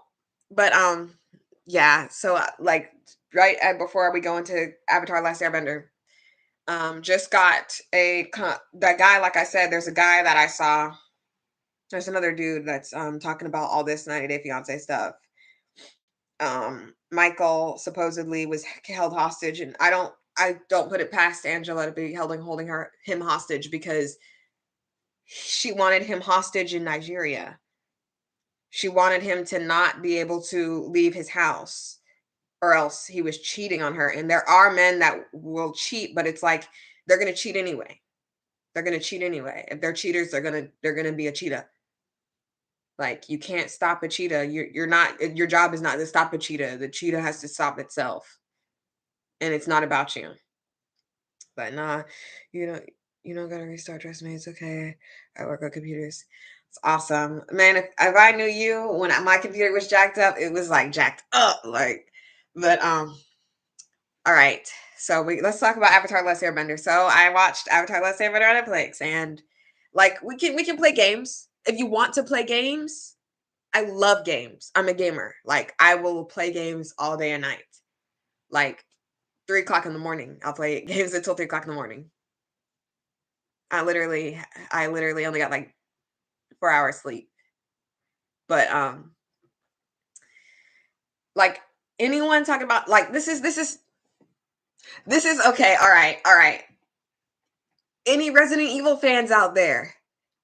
Let's make some noise. Make some goddamn noise in the comment section if you're a Resident Evil fan. Because I'm about to go down memory lane real quick before I get into Avatar Last Airbender. So, like, Avatar Last Airbender on Netflix is like, if y'all know that blank is to blank, that blank is to blank, right? Like, bark is to tree as wires is to a TV. Like, you know what I mean? Like, stuff like that. So, Avatar Last Airbender Netflix series is to Resident Evil Welcome to Raccoon City as like M. Night Shyamalan's Avatar Last Airbender is to Resident Evils with Alice in it. With Alice in it. You know who Alice is if you're like Resident Evil OG original, like people who've been hoping and praying to Jesus to get it right, god dang. There's so many movies that you can't really get right in visual because animation clearly is better when it comes to certain things. It's better at capturing certain stuff that you just can't do, or it'll look really strange in live action. Very like example, Lion King, Disney's Lion King, that was live action, looked pretty bad, didn't it? It could have looked better if they actually did something like a lot of people changed it to edit it a certain way to make it look like Lion King, just animated but not animated. Like, you know what I mean? It's just it looks very strange. Appa looks strange. Momo looks strange. But Resident Evil, you should be able to get it because there's not a whole lot that is very like they're people, they're zombies. Like at least at the very least, the first game and the second game, it seems very easy to just put that on copy it, and then do it. I don't understand how hard it is. Avatar The Last Airbender, however, was a beast because a lot of people are forgetting things. A lot of people aren't taking they're not contextualizing the situation, and they're acting like Avatar: Last Airbender was the greatest thing of all time. And there's some people that talked about it and talked about the flaws that it had, but they are inflating how good it was to say how bad this is. When we're going to be honest here. the quality. There's a lot of things that have diminished, including but not limited to the cultural importance in Avatar: The Last Airbender. At least we're doing the at least, and y'all know how much I hate to say at least. I hate saying at least because we should not accept at least, especially women shouldn't accept at least. But we're doing the at least in this situation. At least Avatar: The Last Airbender animated series tried to tackle nationalism, colonialism, um, colonization. Tried. You tried. There was an attempt that was made, but there were a lot of things that were wrong with that. And excuse me, the point that y'all, excuse me, I just got some soda, but the point that y'all are talking about, what's happening is you're kind of forgetting that Avatar: Last Airbender animated series was not great at making children understand genocide and its effects and how, I don't know, it's just like the way that they make it's like okay, people are like saying that it's kind of like this, and we can say that it's better than M. Night Shyamalan. We can say that it's better than M. Night Shyamalan. We definitely can. But when it comes to, like, I don't know, the story itself, I just can't. The way, I don't know. The the only thing I can do is go by each character, be like, okay, we're just gonna go by each character. I did some notes. I did some notes because I was thinking about doing a video, but not gonna happen. Not gonna happen. We're gonna start with Aang. I'm gonna say how I feel like they did in the live action Netflix version. And then I'm going to discuss how they moved from animated series to live action and if that leap was good or not,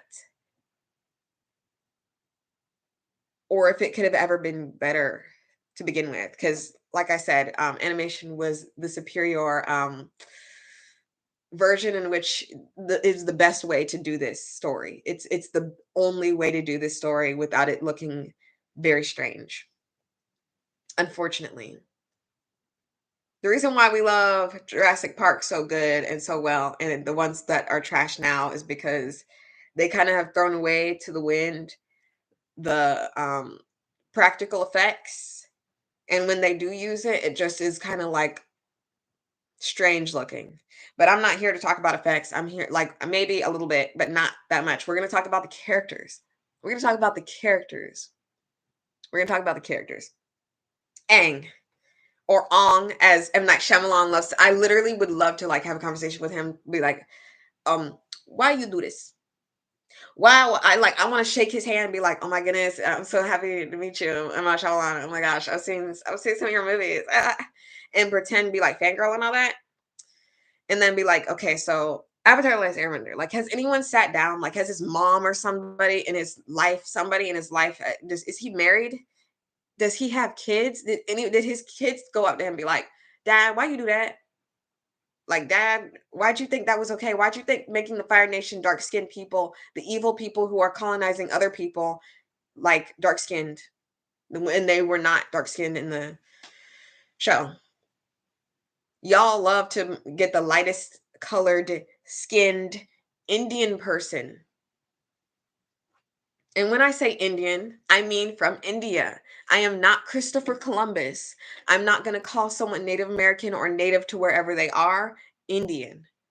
I'm just simply not. And I took a Native American class that's called Native American class, not Indian class. And they were still talking about Indian. And I'm like, this is a Native American class. So what are you talking about? But literally, why didn't M. Night Shyamalan think? There were so many things wrong. There was a lot of miscasting. There was a lot of whitewashing. And I'm like, what? What? These all of these people were Asian. Most of them, I think the ones in the swamp, we can play games and pretend like maybe Smellerbee and the rest of them, they weren't Asian. Jet, maybe he wasn't, but I don't care. He could be. They all could be. There's enough roles for a lot of Asian people to have a job, is what I'm saying. And M. Night Shyamalan literally sat there with his Indian self and put all of the bad guys who were the bad guys as dark skinned Indian when Hollywood makes it a very known fact that they do not want any dark skinned Indian people in roles. They don't. Please give me enough concrete evidence to weigh against how many light skinned Indian people are in roles that are prominent, especially like, you can only say Mindy Cohen is, like, the darkest skinned Asian actress that you know. Like, please tell me if I'm wrong. And she's very, like, very much so, I would say a turncoat. I would say. The way she acts, the way she takes roles, and the way she writes. Did M. Night Shyamalan do any Airbender? He did.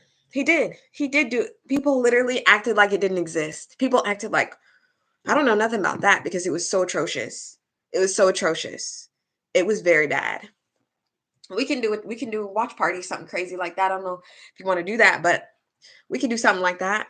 But I've already seen it, and I'm like,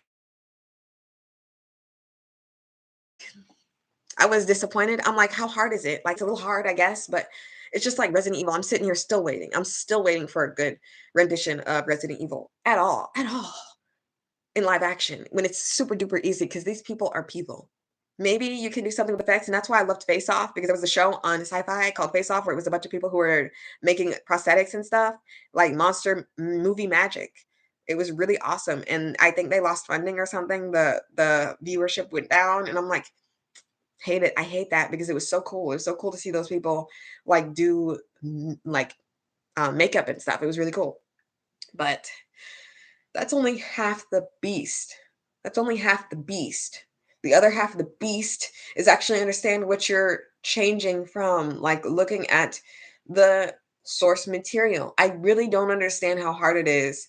Like he was just too lazy, maybe because the whole implications of him, M. Night Shyamalan, making the Fire Nation dark skinned Indians when they were never Indian to begin with, and they were never dark skinned to begin with. For him to make that choice, be he could be like, for all I know, he could be like, I love the Fire Nation, and I'm M. Night Shyamalan, and I can do whatever the freak I want because I made one movie that was really good or two movies. Okay, I'm telling you right now, for every good movie M. Night Shyamalan has, he's got five bad movies, and you know good and well that that's true. Maybe max three movies. For every one bad movie, he's got three bad, horrible movies. Old, I did a video on Old.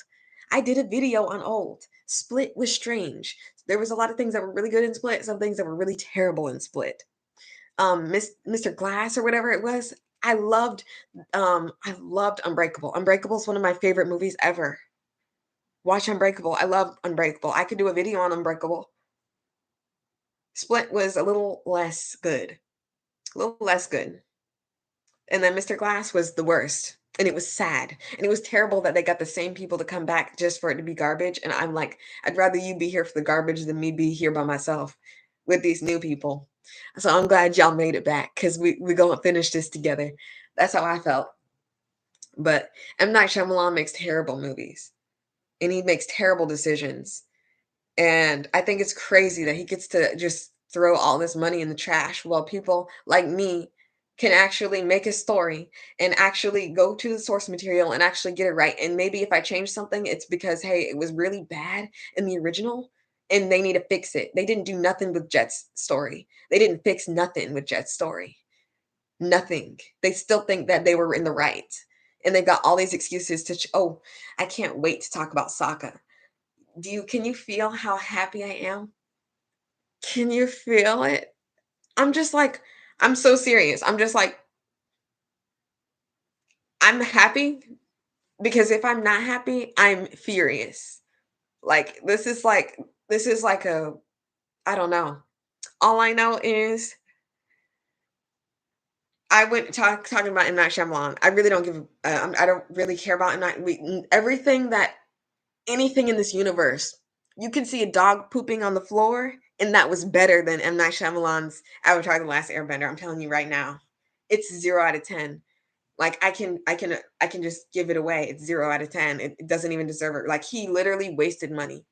That money could have went to homeless people. The way he made that movie, that was crazy. And it's more atrocious than Alice, but I would say it's on that scale. It's more atrocious than Alice. People really the way that people hate Alice makes me want to like her.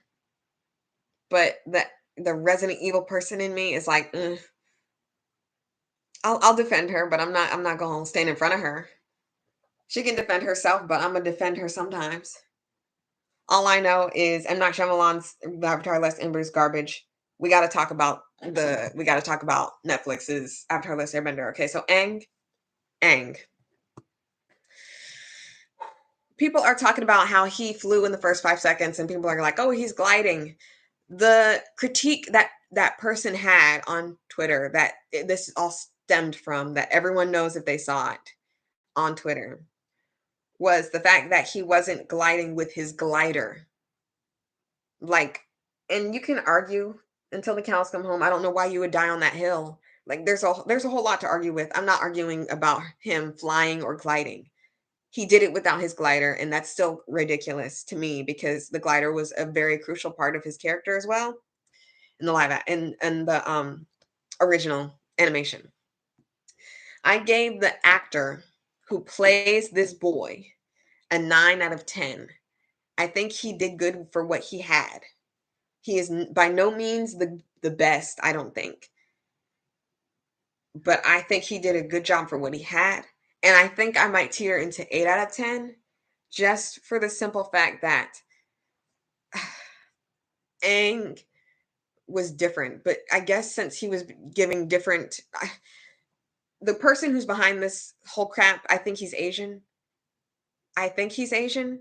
I think it's really insane to me how the whole cultural understanding of the way that bending was like a martial art, and how it was an art that the Fire Nation used to exploit and become evil and colonize, because that's what they did. They colonized. And there was also expansion with the Earth Kingdom, tyranny, and whatnot. So, yeah,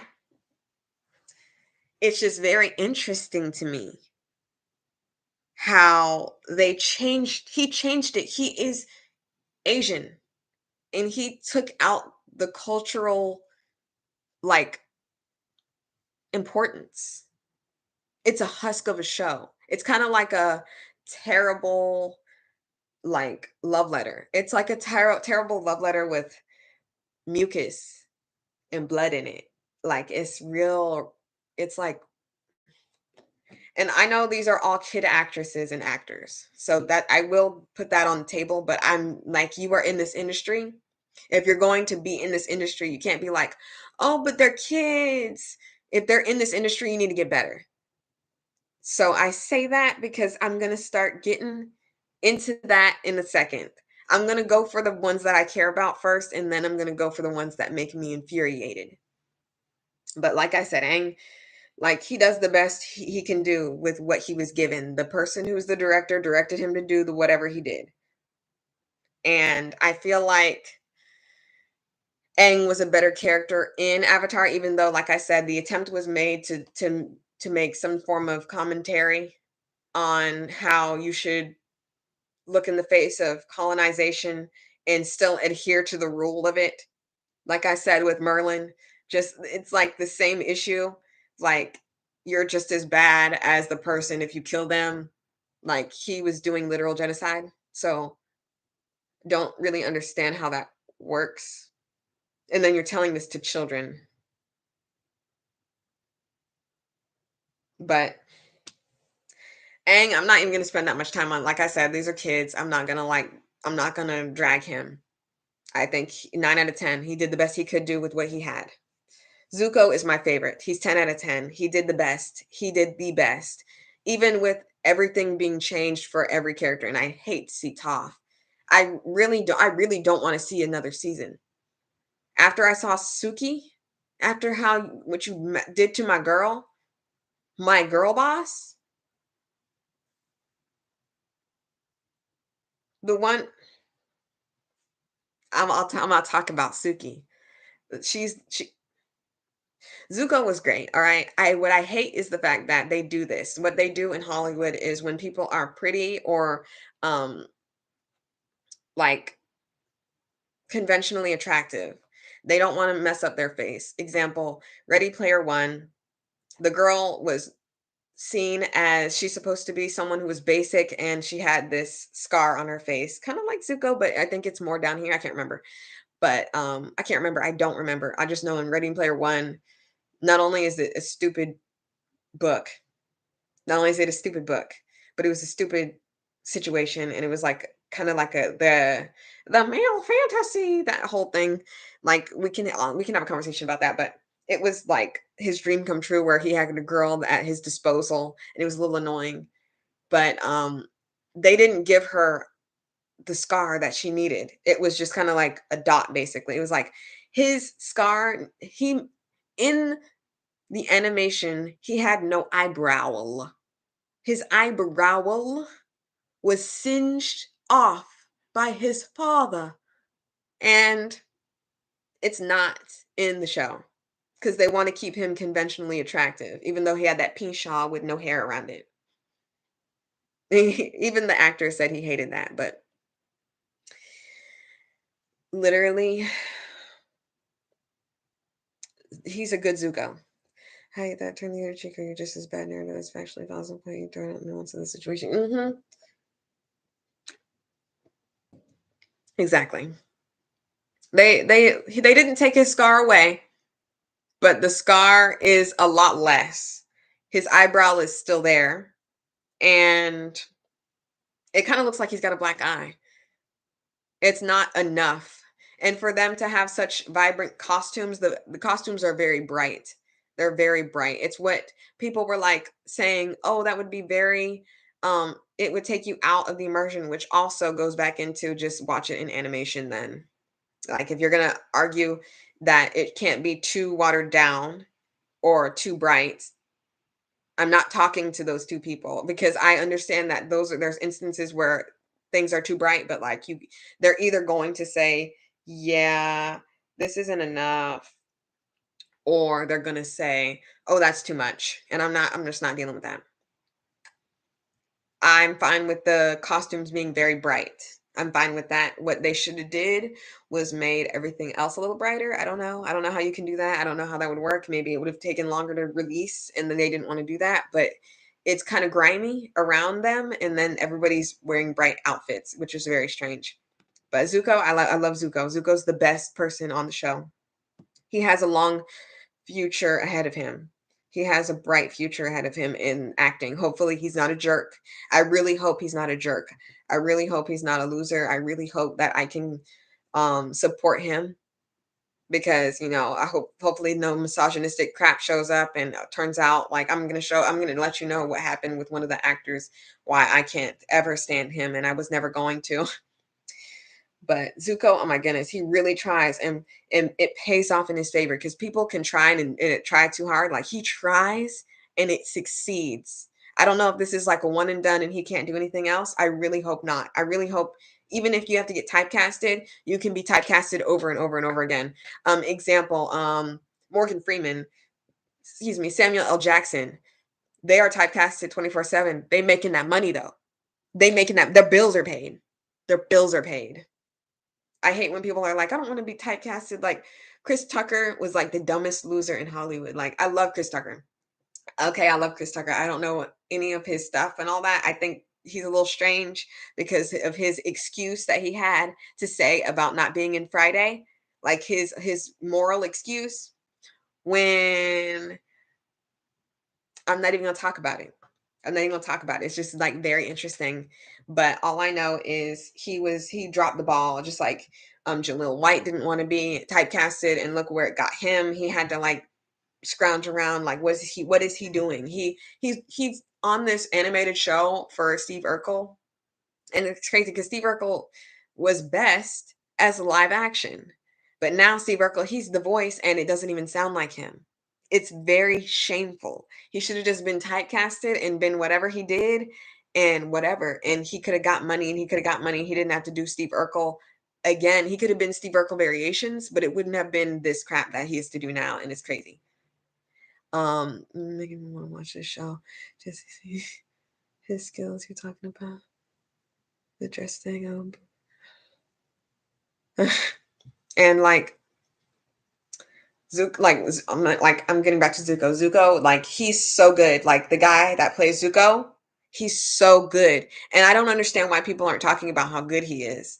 Like people are like doing stuff and all that. They're talking about, oh, the editing's so great. And it's actually quite poor. It's quite poor. The editing, the transition, quite poor. Very bad. And I can't even talk about it. I can't even talk about it until we get there. All I know is Zuko's 10 out of 10. All right, Zuko's 10 out of 10. He's a really good actor. I hope he listens to whoever's managing him, who got this gig for him. Hopefully he's getting the best, like anything he can get from it. We got to talk about my girl Katara. I am always defending Katara because there's a lot of Katara hate on Twitter. It's mostly racism. It is mostly racism and with a special dash of misogyny. And people love to talk about how this is where I can talk about the sexism. I'm going to try to not talk about Sokka until we get to Sokka, but Katara was a example of women being emotional, being the backbone of the group, being the motherly one, and still being a character. This girl, I'm telling you right now, she's 4 out of 10. I like the grace has been extended to them being kid actors, but Aang is younger and he's doing better than her. Like she looks the part, except a little lighter for some reason. I don't know if because the saturation was increased or something, or I don't know. She like Katara, I would say, like maybe a little lighter than my skin, a little lighter. And that girl's not that skin tone. She's just not. There are some people who might be colorblind because people are like, she's fine. She looks just like it. She looks just like Katara. She looks just like Katara. She does not. Y'all will see something that's like, y'all will see a skin tone that is as white and as bright as this wall. And then be like, that's Samuel L. Jackson's skin tone. Like, I literally delusional. Like, we need to be realistic. Katara is a darker skinned person, especially compared to everyone else around her, because there were barely any other people that were not of the water tribe, which guess what was genocided. All of her people were collected and imprisoned or killed, and her mom might have been sexually assaulted before she was killed. And we don't talk about that either. And they also, people hold it against Katara for telling Aang, who lost all his family and his whole nation in a genocide, that she shouldn't be talking about her mom dying because he had everyone get killed. It's literally telling you and explaining how genocide affects everybody. I'm not playing Struggle Olympics. And she was playing Struggle Olympics in the sense of she's a character that's flawed. And she was also, guess what, a child. They were all children. So it's funny how y'all can say, oh, Aang was a child. It's okay that Aang ran away.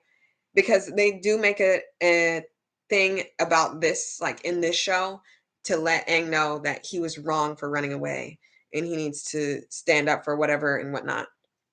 And Avatar Roku was kind of cut out, and I didn't understand that because I'm like, Roku was a big part of it. The reason why the war even started, because he was being an idiot. and didn't kill that dude. It should have been on site. And then he let him die. Is Katara Sokka's sister? Yes. Yes, Katara is Sokka's sister. And like I don't want to go too much off the beaten path with this. I kind of want to keep it, but like Katara, like told you, there's a lot of things, there's a lot of reasons why. Like I always, every time someone has an argument with Katara about Katara, I'm there to like counter that argument. I will always be there. So I guess I can talk about it as it comes up, but I'm not gonna like go down each road. I'm gonna talk about Katara in this Netflix Avatar: The Last Airbender live action series.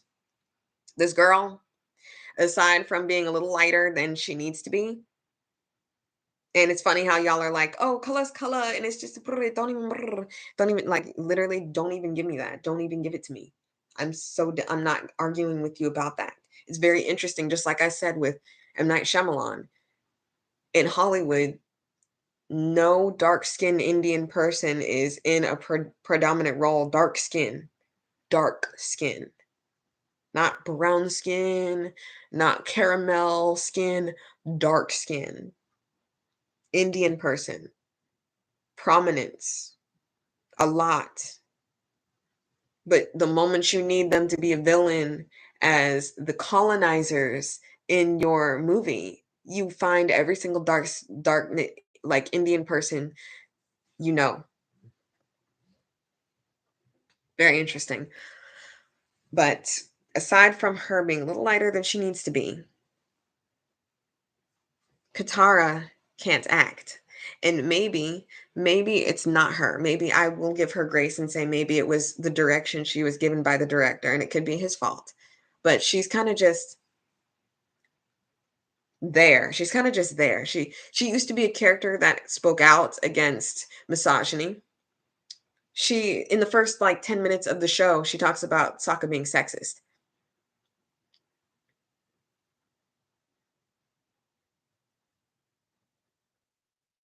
So just like the people who were talking about it was never political, this literally is about a genocide happening.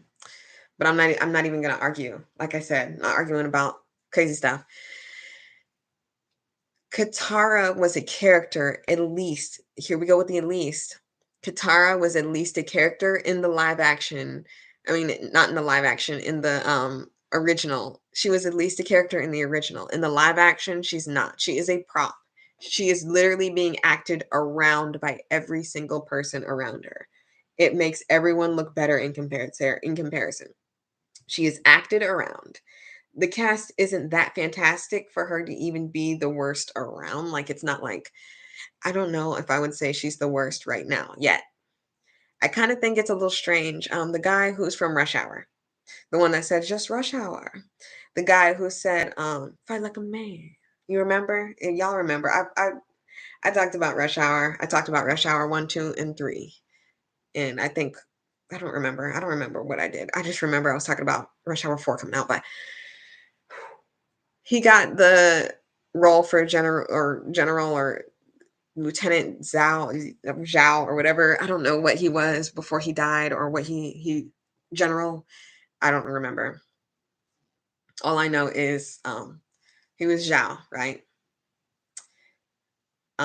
He said that he didn't know that Avatar wasn't the blue people, so he didn't know what he was getting into because he thought he was going to be blue, and it shows because he's not as menacing as Zhao was, because Zhao was like he was like a stern guy who was very slimy, like he was like up in Pirate's face, like, and they I don't even all I know is like dishonorable mention Zhao. Like I didn't like his Zhao, and it very much so shows that he didn't know what he was getting into because he doesn't feel like that same guy. He doesn't to me, just in my opinion. And I love that actor. I think he's cool. I've seen him in a lot of stuff. But if you hear snoring, it's my dog. What rush hour is on? Rush Hour. Oh my goodness. Oh my goodness. Oh my goodness. Oh my goodness. I have a video on Rush Hour, so after this live, go watch my Rush Hour video and just type in M Dragon 12 and then do Rush Hour. He thought it was the blue people. How dare they put something in such a yeah, it's crazy. It's like, I don't understand why they do that, and they don't even, like, have watch parties or anything. If I was a director or someone, I would literally, like, I don't know how much time they have. They might I don't know if it's even possible because 'cause I'm not, but I know if I had tons of money that I could just throw down the toilet, I would have, like, watch parties or something to where we could, like, watch to see, "Okay, this is what we're doing. This is what we're doing. This is what we're doing." What's the point of doing something that has something to reference it if you're not going to ever use the references and not use the references as what they do, just like the my cabbage guy is there, but it's kind of like, oh look, remember that? It's always that. That's how it always feels. It never feels like a cohesive flowing story to where it makes sense. It's kind of like, oh, let's sit back and watch my cabbage guy screaming about his cabbages. It's not like, dang, that man's cabbages got busted. And oh, also, yeah, remember that guy. The story should come first, not the reference point. And when you say the story comes first and not the reference point, you also have to remember that you are referencing something. So you also have to make sure and keep in mind it's like a good balancing act. And I just don't see anybody doing it correctly. I just don't see it. Even with the Sonic movie, it's super annoying because it's like, why do they have these people? Excuse me. They always do Who Framed Roger Rabbit situation instead of just putting Sonic live action in his own world and keeping him there instead of going into the real world. Why does he need to do that? Just like the freaking Smurfs. The Smurfs movie, instead of them being in their own world and having a Smurf movie look like that the whole time in their own goddamn world, they got to go to New York or something stupid. And then they got to see Howdy Doody, Doogie House or whatever his name is. You know what I'm talking about? All I know is Katara is not good. This is what we were talking about. We're talking about Katara. She's acted around. I'm telling you right now, you have got to just watch the first episode. She has no stage presence at all. No stage presence. And maybe it's like I said, it's kind of the fault of the director or whoever was in charge because Aang and Sokka get moments to themselves in situations and Katara only gets these meaningless things that don't really mean anything. Like her moving water. Ooh, she's moving water. We already knew she was a waterbender. But the things that happened to Aang and the things that happened to Sokka actually move their story along. Like we already established and it's like, yes, we can see her do that and give her something to do as well. Taking out the sexist Sokka ruins her story too. And every girl, funny enough, y'all love to talk about, oh, like, thought you want, there's a lot of, there's things like me being a woman who is Black, I have to take into consideration a lot of things. There's intersectionality in which I really don't want to always have to be put in the face of racism. I do not want to always have to see racism in my face. So, like in Game of Thrones and stuff, things with magic and dragons everywhere, I really don't see a need for people to be racist in a world where there's dragons and you can be racist against trolls or whatever, or things that are actual other races because we're all humans and whatnot. I don't want to have I love to see things that are not always about racism. If you're doing something that's historical, of course, yes. But like when it comes to being a woman, I also don't want to always have to see the women are weak, women are weak, women are weak. Jujutsu Kaisen is the biggest example I can explain to you. There's this girl who literally talked about this is a sidebar. A girl who literally talked about, oh, Jujutsu Kaisen's for the female gaze. And then she used an example that everyone I've seen used, like this guy, I don't remember his name. He's blonde and he's got glasses. If you know Jujutsu Kaisen, please talk about it in the comments. But that guy that's blonde, because I'm just watching it and I'm like taking it in and I'm like, once again, I'm disappointed. Once again, I'm disappointed by anime being ridiculous with the girls. So in this episode I just watched, there's these two girls. There's one that's not a fighter. She's like a suit. And then there's another girl who's a fighter against this guy who's the stringiest string bean to ever string bean. He's like a weakling. He's like the underling. He's like not anything. And they struggle against him. And it's a very agonizing scene where they're struggling against this string bean. And it's so agonizing. I could just sit there and watch in agony. And then here comes this guy, super strong macho man, punching him out to come save the women. And then she does a little something in the middle of it that's like, "Oh, no, not this time." And it's just like,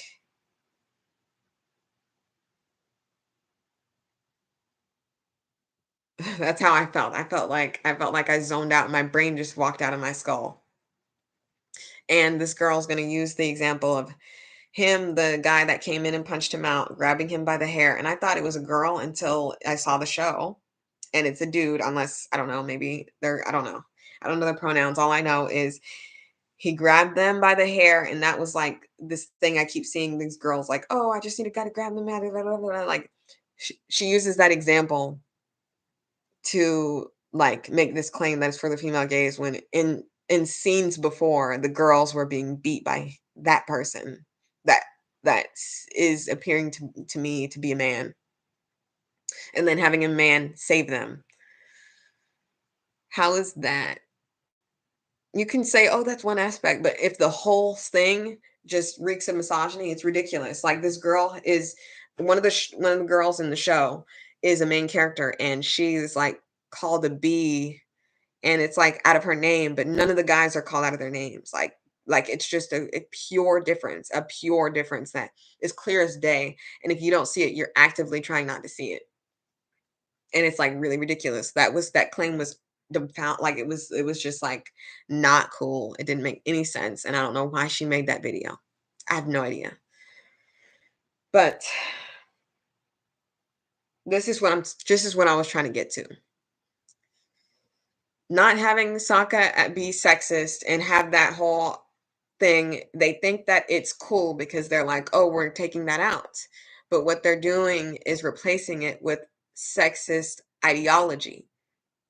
That being said, meaning that Katara no longer is the strong woman she was or the strong girl she was. She is a prop. She is a prop now.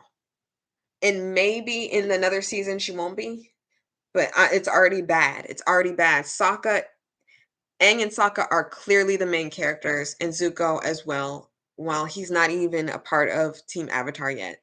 And yes, you could be like, yeah, we were already looking at his stuff, but what I'm saying is the focal points are on those people and not Katara. And we can either blame her for being a bad actress, or we can blame the guy who directed her to be that way and took out all of her parts. Toph isn't in the first season. She I don't think she's even in the first season of Avatar: The Last Airbender, the regular original. Um yeah, she has just no presence in the scene. She feels like a prop. Like I said, the writers are sexist and have internal misogyny to unpack. That's what I wrote down as I'm watching. And like I said, not having Sokka sexist, I literally remembered everything I wrote down. Not having sexist Sokka in the show does not make you a feminist icon Chad dude. And like I will explain that when I get to Sokka. But like for now, we can discuss the fall of our Katara. And like I said, I'm not saying Avatar is great because the propaganda, like the colonial propaganda, just like I said Merlin, this whole situation where you're just as bad as your oppressors and you should be held to the same ridicule, including but not limited to Jet and Hama. Those are the two main ones that if you talk about, people will understand what you're talking about. Oh, this isn't a movie. No, it's a series, and I think it's got seven episodes. I can't remember. I don't remember, but um, telling a story that echoes sentiments of change and explaining who the bad guys are. They go out of their way to punish real industrial changers in the system, like saying people who fight back their oppressors or seek to kill their oppressors are considered just as bad as said oppressor. Katara was, in fact, a turncoat in the show. So when people talk about how, oh, the show was so great, it was so great, clap, let's get the honors. Like, let's look at this with some nuance here. We're adults now. You don't have to live in fantasy land. There were problems. There were problems with Avatar Last Airbender. Not saying it's great, but it's better than this schlop. It's better. Um, Katara, like I said, was in fact a turncoat who we can never truly have a constructive critique about. We can't have a conversation about her because, like I told you, every time I've seen people discuss Katara, they're always talking about how they hate her because she was this, that, and the other. Like honestly, I can't.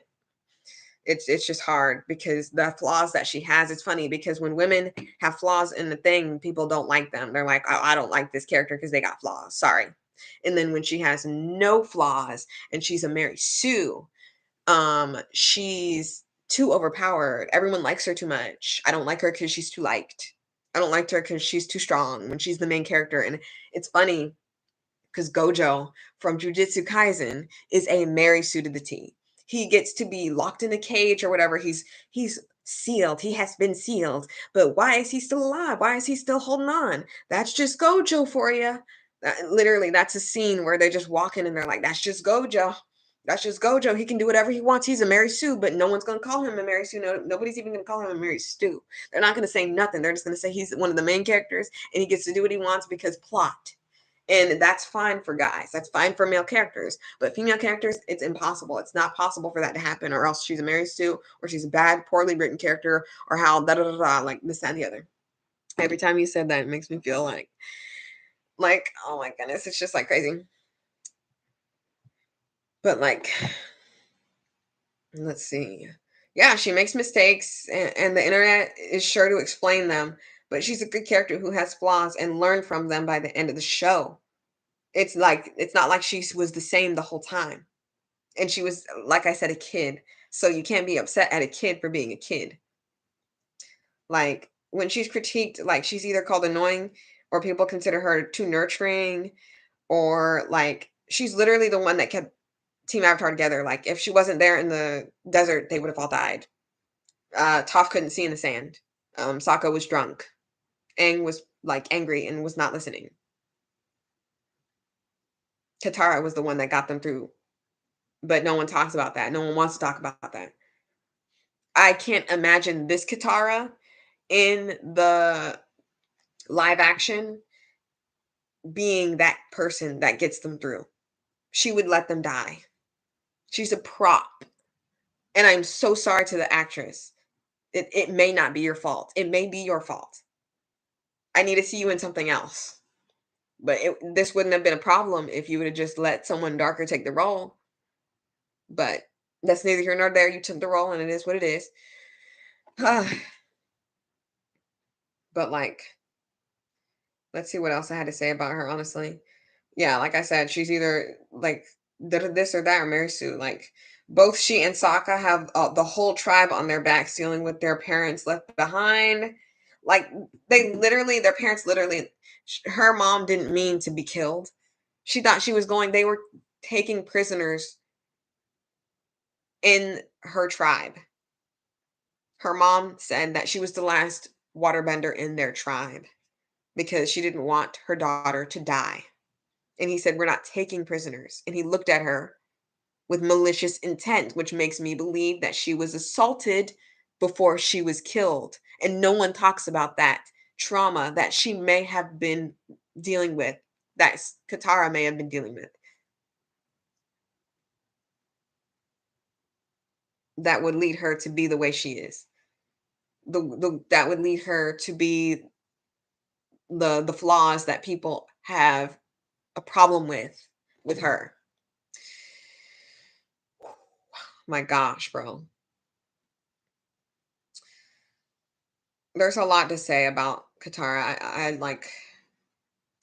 I feel no passion to even defend this version of Katara because she just isn't the same person. Not even close. And we're going to talk about Sokka. Oh yeah. Oh yeah. Fun time's over. Fun time is over. Bye bye fun time. We're talking about Sokka. I'm saying 0 out of 10. So allegedly, this actor pretended to say he was from a certain tribe, and the tribe that he said was not acknowledged by the government or not acknowledged by whatever like thing that they have in place, and they said this dude's not associated with us. That like I don't know what he's talking about. They not claiming him. And it's not to say that the government has control over who gets to say they're from what, if they are truly from there, because colonization, funny enough, all this is connected to colonization, nationalism, all that jazz, all that tea, it's all connected. Funny enough, this dude also very light skinned compared to how they were in the show. They were clearly darker than everyone. They were clearly darker than everyone. Clearly. And it just makes no sense that people don't understand that. Like I could be Cora, I could be um Katara, and it wouldn't look jarring at all. I could dress up as them and they'd be like, "Oh, that's cool." Excuse me. And like this guy supposedly pretended to be of a culture he was not and got the job anyway, and people were dragging him and people were saying, "Oh, that's not true. That's not true." And then people were saying, "That is true. That is true." Regardless, he's bad. He's a bad actor. It seems like he just got out of acting school. There's this thing that happens when you memorize something, right? If you memorize a song, you may go faster than the beat because you know it so well. Well, he knows his lines so well that if you notice, just watch one episode. I'm asking any episode because he continuously does this. No one stopped him from doing this. Maybe that this was the best he did. Maybe they were like, "We're tired. We want to go home. Cut. We're done." And he just didn't do a good job, and they left it in there for some reason. But he keeps rushing his lines. Like he's like, "I don't know. Like he keeps rushing his lines for what though? What are you rushing for, sir? What are you rushing for? And I don't have no idea why he's rushing, but he rushes his lines so much. We get it. You know your lines. You're not like Johnny Depp. You don't need a piece in your ear to let people to let you know what the lines are. We get it. You're rushing your lines. That is a problem that you should have had solved when you were in class. You're rushing your lines. The way Sokka's story was handled was like not having sex with Sokka, like be told he's wrong. It's one thing to have sex, like I told you, Jujutsu Kaisen is very sexist. Its foundation is sexist. The best fight with a girl is between another girl because they think they're equals. How is it that people can do expansions and eat fingers and become magical and be demons, and people can fly, and people can have their heads removed and be walking around, and monsters be walking around, and magic, literal magic being happening, and you're still going to say that women are weak and stuff and they're just weaker?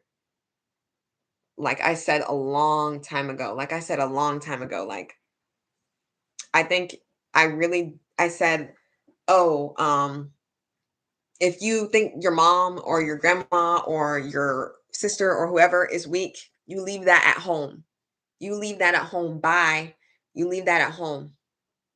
Don't put that in my anime because there's magic happening. How come women can't be strong? How come women can't be stronger? Because, oh, that's not realistic. It's not realistic that this 10-year-old boy is like killing demons, but here we are. Here we are. It's only unrealistic when it's a woman or a girl. She just has to be a little dainty running around getting killed, getting stabbed. But a little boy can kill 10,000 demons. And I'm talking about Demon Slayer. Yes. Oh, he trained. No amount of training is going to give a little child, like, you just have to admit, take that L. Hold that L. Hold it. Hold this for me.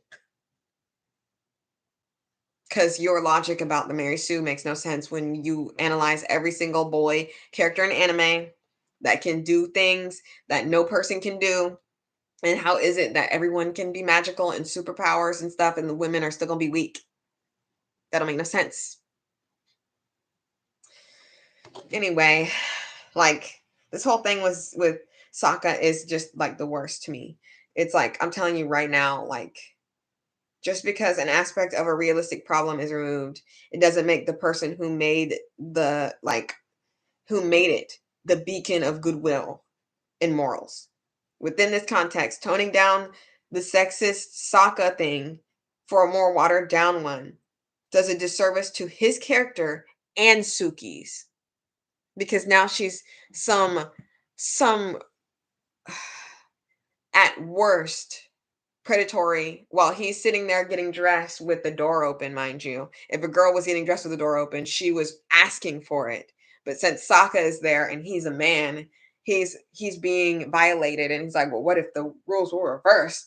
Like, honestly, like, that's literally what I'm hearing in my ear. Like, I'm literally hearing that from all of the incel quarter of a man, Doom Chicken, all those losers that love to talk about She-Hulk and all the crap, like, and Brie Larson for the 10 billionth time.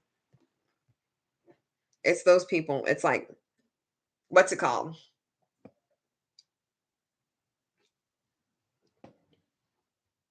Sokka not being sexist now and that being taken out.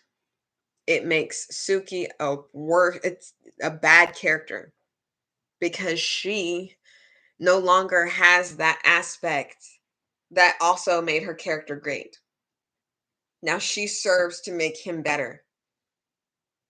Now she's not a character herself. She's just making him better, and he doesn't even wear the Kyoshi makeup and stuff because they don't want to emasculate. They don't want to, like, I can't even. And they also were talking about the whole thing where they were like the drag situation where they were like they don't want that to be in the, which is funny because I'm like, didn't Bugs Bunny be in drag? Isn't SpongeBob in drag all the time? Isn't that a cartoon?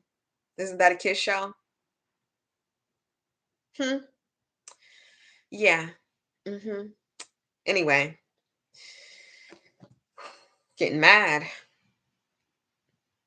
And like I said, the Avatar: Last Airbender is not the best show to use as an example of feminism by any means of the word, especially when feminism makes no space for nationalism, which in the OG show clearly takes a liking to. Because you know what? Why is it that there's like they're talking about Hama's gonna be locked away forever and make her seem like she's a villain? I'm never gonna argue with people about that. I'm always gonna say I'm always gonna be the hill that Jet and Hama were a product of colonialism. That's a, a issue worse than what they were doing. Oh, they were taking innocent lives.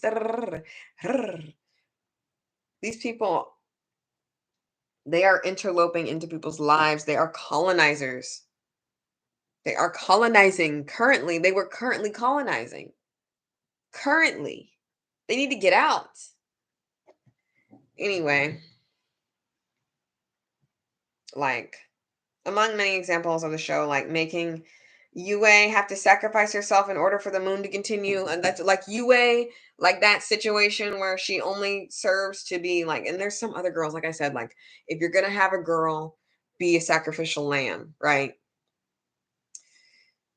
You have to have other examples of girls not being sacrificial lambs. And half of the group were girls, and even some of the villains were girls. So that kind of balances out. But I still take into account and to consideration that UA also, I wouldn't consider this to be the best UA. And people are like saying that the other girl was better. And no, no, she wasn't. Stop. She was Angelo Saxon. And if I'm not mistaken, she was the voice of Katara. I think. I can't remember. All I know is no, stop. They were both bad. But Yue is literally being she sacrificed herself for the moon. And that's what girls are useful for. Sacrifice to get a sword, like in Game of Thrones or whatever, sacrifice to do whatever, sacrifice to get power, sacrifice. And hopefully Damsel is different. There's this new movie called Damsel with Millie Bobby Brown from Stranger Things, and it looks like this girl is supposed to be like eaten by a dragon or something crazy, and dragon's probably a guy, and it's probably gonna be a love story, something crazy. I don't know. All I know is All I know is, yeah, no. I might get some tea. Also, I'm having terrible allergies. Like my throat is crazy right now. It's just getting worse. But literally it's kind of juxtaposed with Zhao being sacrificed because it's very interesting because he kind of sacrifices himself. He has agency and she kind of sacrifices herself, but it's like she was born to sacrifice herself while Zhao was able to live his life with kind of like the illusion of choice. Because if everybody is to do what they were going to do when they were going to do it, and when they do it, like fate or whatever, it's very interesting. It's whatever. All I know is Yue clearly was raised to be the moon because she was sick or whatever, and the moon blessed her with stuff, and she was eventually going to turn into the moon, right? Zhao was able to live his life, infancy, get older, and I guess he was indoctrinated into the Fire Nation, I guess, because it does show that kids are indoctrinated. It shows, and that's a cool thing that the show does. But like I said, there's a lot of things where they fall, drop the ball. What they don't drop the ball on is how propaganda is spread. The Ember Island players, y'all remember that episode? Y'all remember the episode where Aang was in the Fire Nation school and they were talking about how the Air Nomads army was defeated, and he was talking about how there was no army because they didn't have army. They were monks. They were ambushed and killed in cold blood. Remember that? Very political, very political. So if anyone tells you that Avatar: Last Airbender at its core when it was animated is not political, I really want you to sit there and look at them for a little bit, and then I want you to either do one of two things: laugh in their face or walk away and never speak to them again. Like you can speak to them if you want to, but like, I just feel like they need to know that that is so not true. It's very political, been political. But we talk about Sokka, and it's kind of like getting off the beaten path because ruining Sokka's character kind of ruins the whole show. And it's funny because it's crazy to change him and to be like, well, see, we took out the sexism. Are we good? Are we good? No, we're not good because you are sexist yourself. So taking out the sexism doesn't do anything when you make Suki like bloodthirsty hungry for Sokka like that and be a simp when they both liked each other and their situation grew and everything was great, and she never lowered herself. She lowers herself in the live action. She lowers herself to be beat by Sokka when she clearly is better than him. She never lowers herself for Sokka in the animation. She never lowers herself. He likes her for who she is, not because she softened herself. She softened herself, and he doesn't like her until she takes the Kyoshi mask, the Kyoshi paint off that represents her war paint, which is funny because it's interesting because in the animation, Sokka had war paint on his face when Zuko pulled up because he was going to fight them. This Sokka has no backbone. This Sokka is wimpy, skiddly dimpy. And Sokka was wimpy, skiddly dimpy, but he was physically wimpy, skiddly dimpy. It's like, is a cinnamon roll, acts like a cinnamon roll or something. Like he looks like a cinnamon roll, but he's really not a cinnamon roll or something, however you say it. All I know is they ruined the show. They ruined him, and it's crazy. And they got the wrong actor for him, and he's very light. And it's very interesting how y'all know y'all are like skin tone. But when you need someone to be a villain, when you need someone to be treated like trash, you can get the darkest skinned person, and you know what they look like. You know who they are.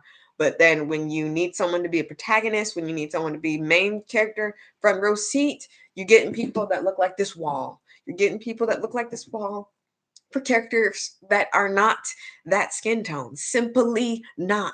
Simply not. Simply orange juice, simply not.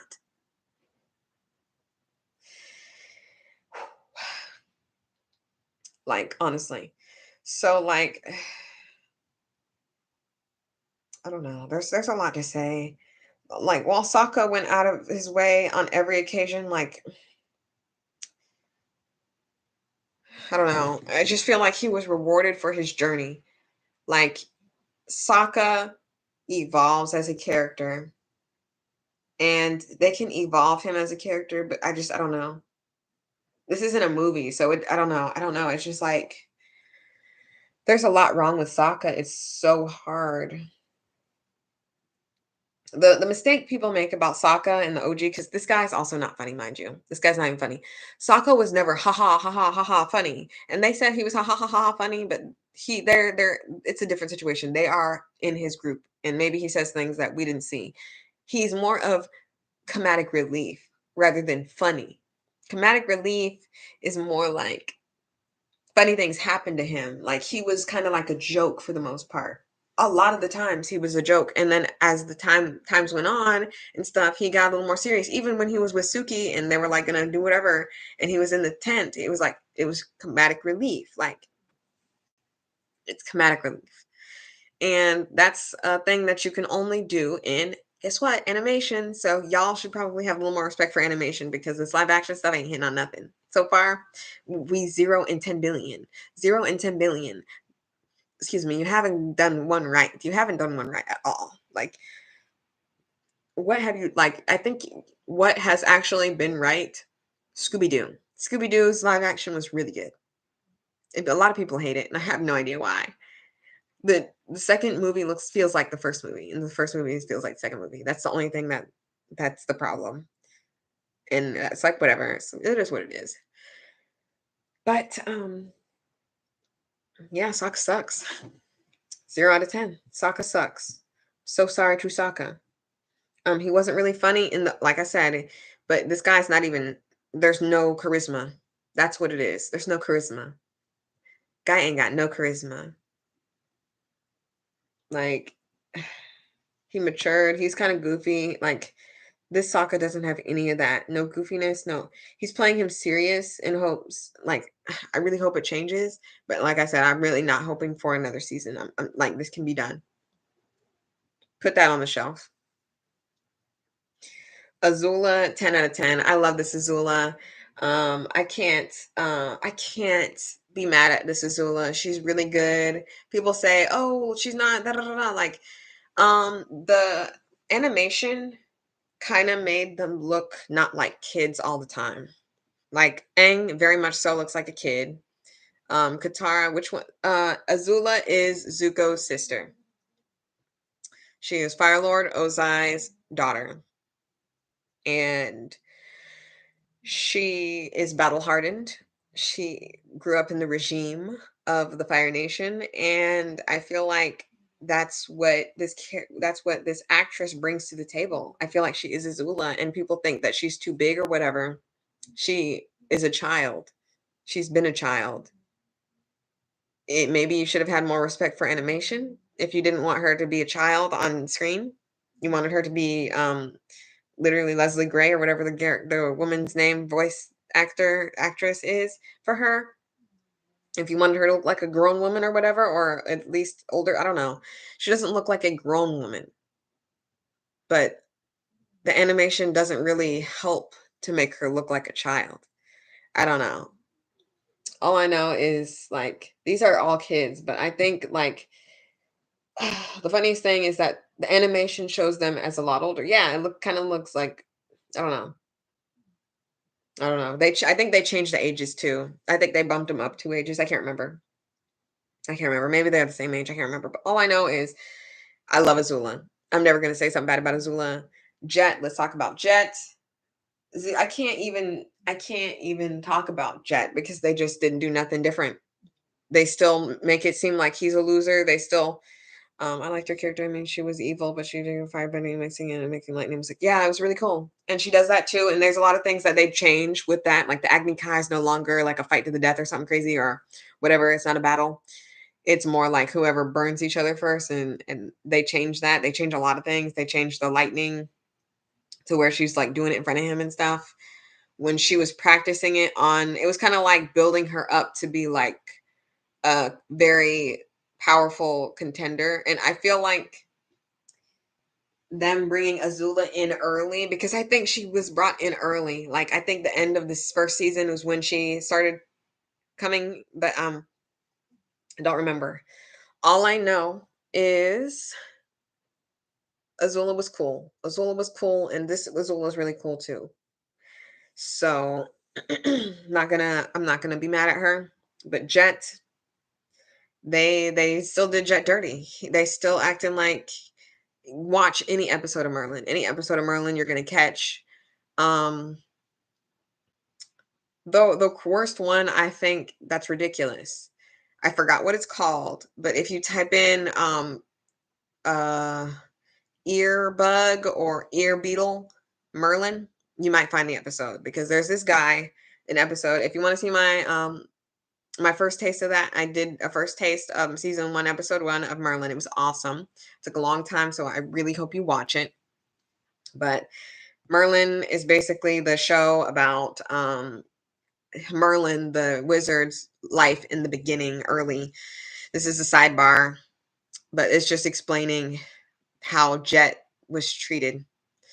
So Merlin basically is magical, and Uther Pendragon is the father of Arthur Pendragon, who is King Arthur from the lore. And Uther literally commits genocide.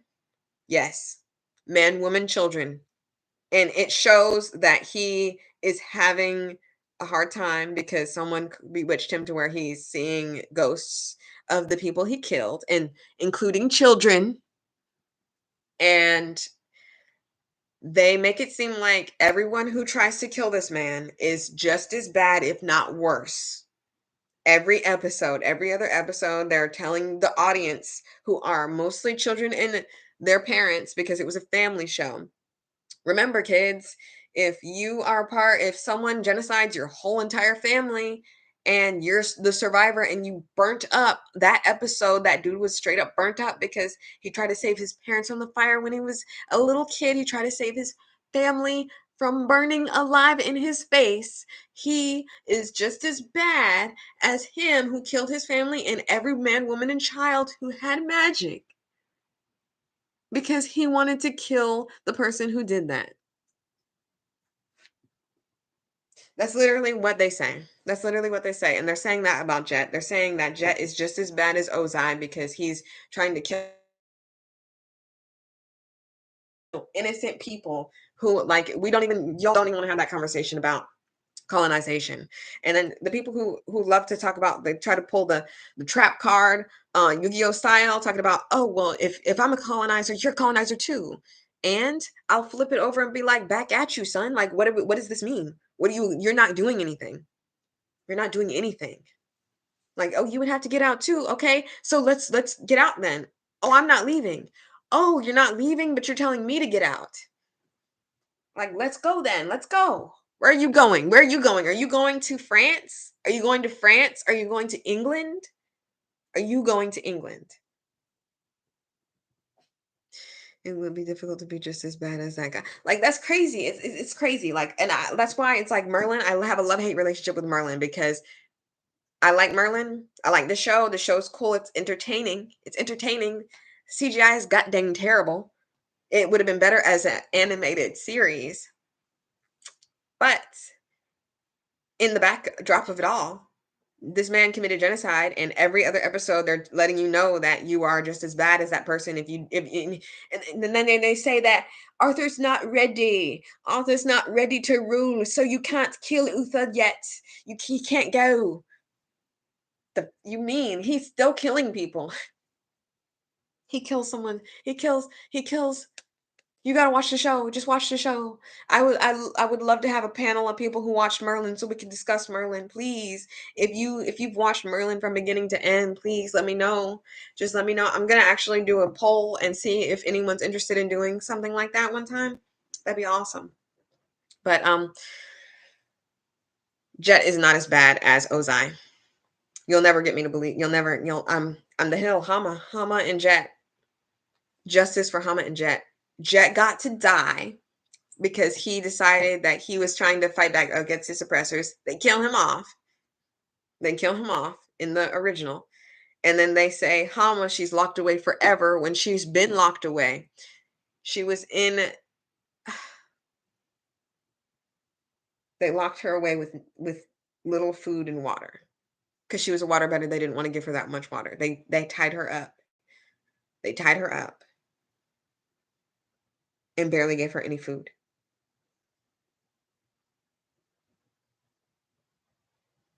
I'm sorry. I can't.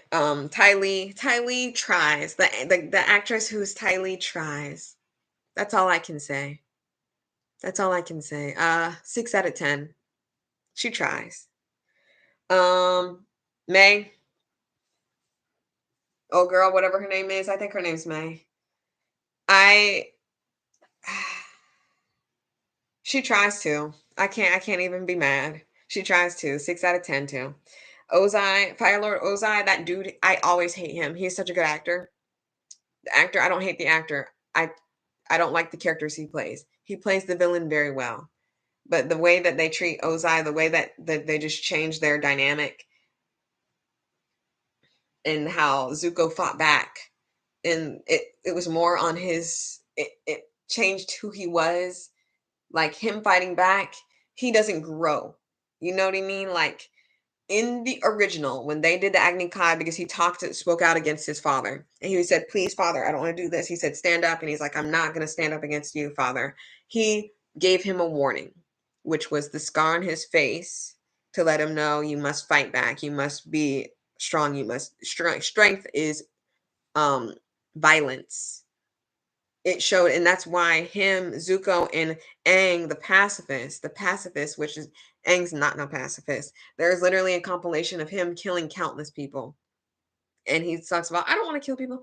Is May the emo girl? Yes, she is the emo girl. I liked her in the show. I liked that she was in a relationship with Zuko, but I didn't like that they didn't get back together. That supposedly they got back together in the comic, and then they broke up again. I don't even care. I'm not here for the breaking up, get back together crap, especially when they were older. I'm not here for that. That's ridiculous. Um, but I don't know, man. Ozai, he looks the part. Changing how they are, I don't know. He just seems more like he was more built up in the show. Like you saw him, and then you saw him more as Zuko got closer to him. Like the moment he killed the Avatar in the original, he we were able to see Ozai in his entirety near his son, and showing more about the Fire Nation as time went on. I think we're seeing too much of the Fire Nation right now. Too much of the Fire Nation, the nation itself, not the Fire Nation people. We do need to see them causing whatever havoc. But I think that showing Ozai in his entirety already, he was more obscure. He was built up. And I know this show is for the people who already saw the show, the original, but like I don't know. It's just the magic's gone. The magic is gone. Y'all are um y'all are on another one. The rest of the people, like Iroh, I think Iroh's good, but I think that they're making him less of a war criminal. They're making it seem like, oh, I'm against this, but he doesn't say he's against it or not against it. They make it seem like he is, but he can't say it because he's in a regime. He can't say that. He simply can't say, oh yeah, I would rather us not do this. But he kind of says, I want this to end, so he wants the Avatar to come with him because he thinks that he's going to be safe. He thinks he's going to be locked up when he's going to be killed in the Avatar state. Like that's what their goal is. Their goal is to kill him in the Avatar state, so there's no more Avatars. But I guess they want to hold him. I guess, but the best thing for them to do is to kill him in the Avatar state. Best thing. What about Uncle Iroh? That's one of my favorite characters. I bet they ruined it too. I he does a good job. He does a good job. But what I will say about him that's a little different is it's kind of like he's more like a more gushy love letter to his character. But like what I said, they don't really push that he's a war criminal. They let you know because he's like, oh, I'm in the fire, and then he actually has to contend with the fact that he conquered parts of Ba Sing Se or whatever he was trying to conquer Ba Sing Se. He failed because he didn't want to do it in the end, but he feels remorse for what he's done in the name of the Fire Nation. It's a little hard for him to do that when he's already starting remorseful. I don't think he started remorseful. I think he was like, yeah, we're Fire Nation people. We up in here. And then he was like, all right, I think I seen the error of my ways. And then the White Lotus came into the power, or he was a part of the White Lotus or whatever. But I can't remember if it was the White Lotus. I think it's the White Lotus. I think so. But regardless, there's something wrong with this Iroh. I think this Iroh's more sympathetic now when he kind of shouldn't be. He kind of shouldn't be. He was like happy go lucky, but like I said, war criminal. War criminal. His son was a war criminal. I don't care. Leaves from the vine. He was a war criminal.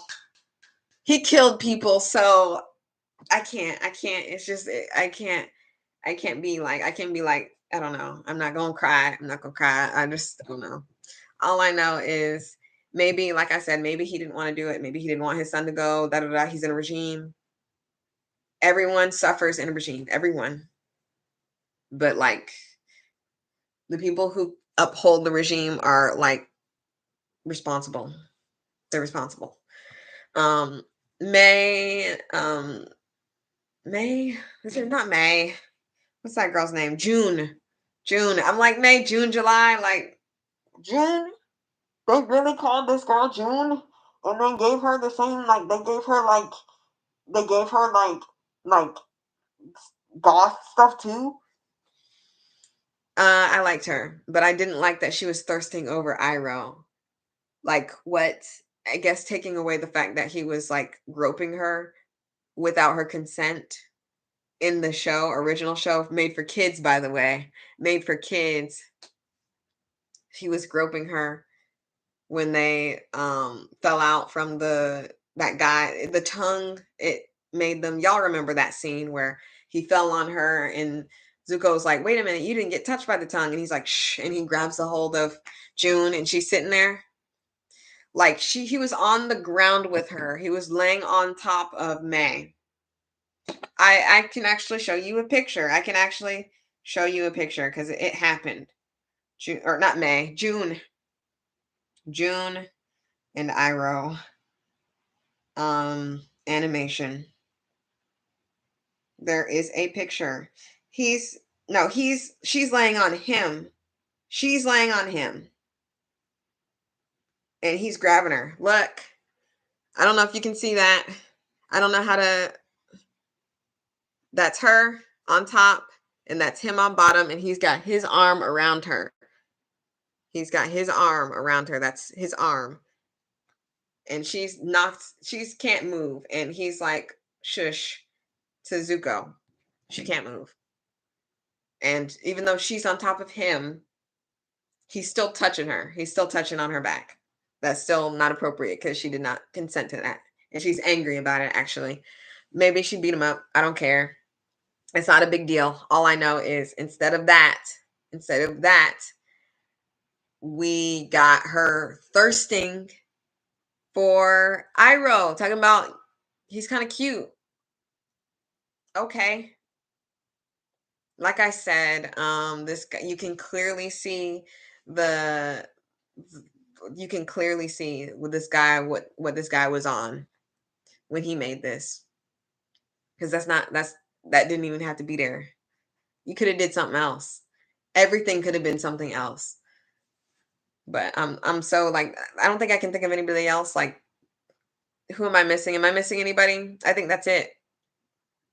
Show's bad. It was terrible. Oh yeah, Roku was like they were like, "Oh, and then here's another thing that people are going to say. How can you say he's misogynistic and sexist? He put Avatar, what's her Kyoshi in there instead of Roku, and if you think if he was misogynistic, wouldn't he put a man above a woman? Actually, no. Here's this thing that's been happening recently that men have been doing. It's literally there. You can literally be like, you can literally see it. What they've been doing is they've been making things so that it can be hated. And I think this is something that has happened, whether he likes Kyoshi better or not. It's just like the way Kyoshi talks down to Aang, it's like he wanted her to be that way. When I don't think she ever did that. She she was Aang. When Roku was there, she was Aang. she wasn't talking to Aang like Roku was. And the only reason why he was talking Roku was even talking to him is because he was freshly dead. Not freshly because it was 100 years ago or whatever, 112 years ago. But um the whole reason why he was talking is because he was like the last avatar. He was talking to him. He was like, "This is my stuff to you. I'm sorry that I gave you this responsibility." He takes responsibility for this because it is his fault. It is Roku's fault. And that's one reason why they didn't want Roku to be in here because it was his fault. They want Kiyoshi to be up in here and be like, "Look at Kiyoshi. Look at how tall Kiyoshi is. Isn't she tall?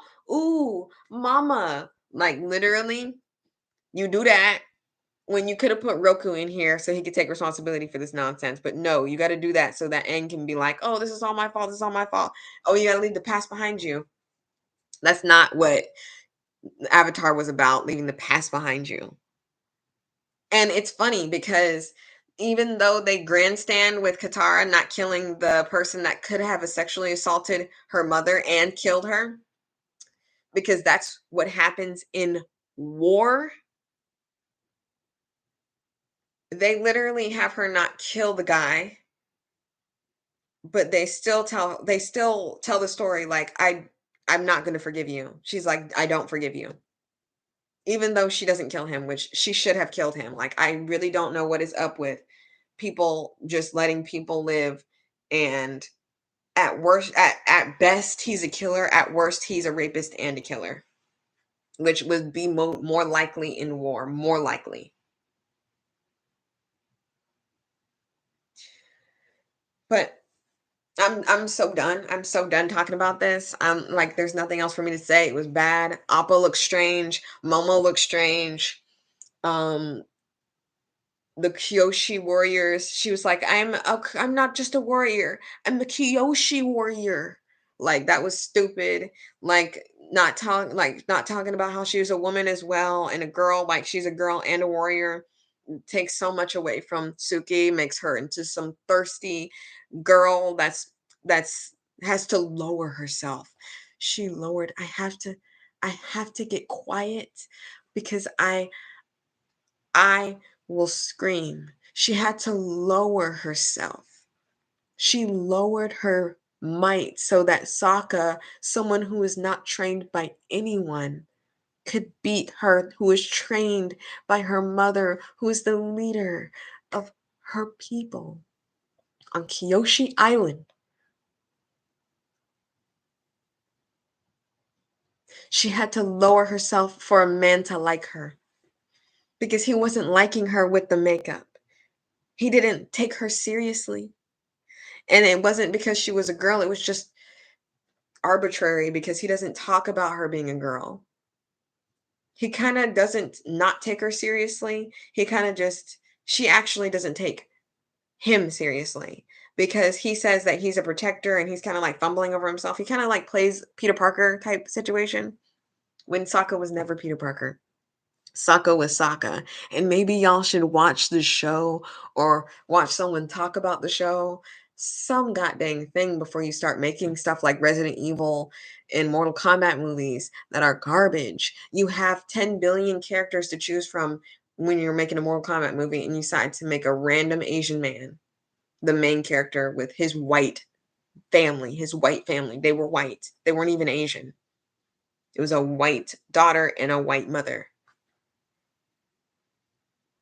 They just made random people. There's I can name 50 characters from Mortal Kombat right now that could have been the main character. And everybody wanted like Johnny Cage to be the main character, which made no sense because he was never the main character. It was always Liu Kang. Liu Kang was always like the main in the forefront. And then when it wasn't him, it was Raiden. And I'm getting a phone call, so that's the end. I'm just gonna end it. I'm just gonna end it here. So I hope you guys enjoyed. I stream on Twitch, The Princess of Darkness. I'll put it in here.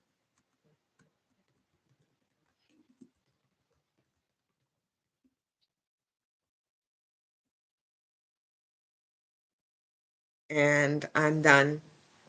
Hope you guys have a great day. Subscribe, like, share, and see you later.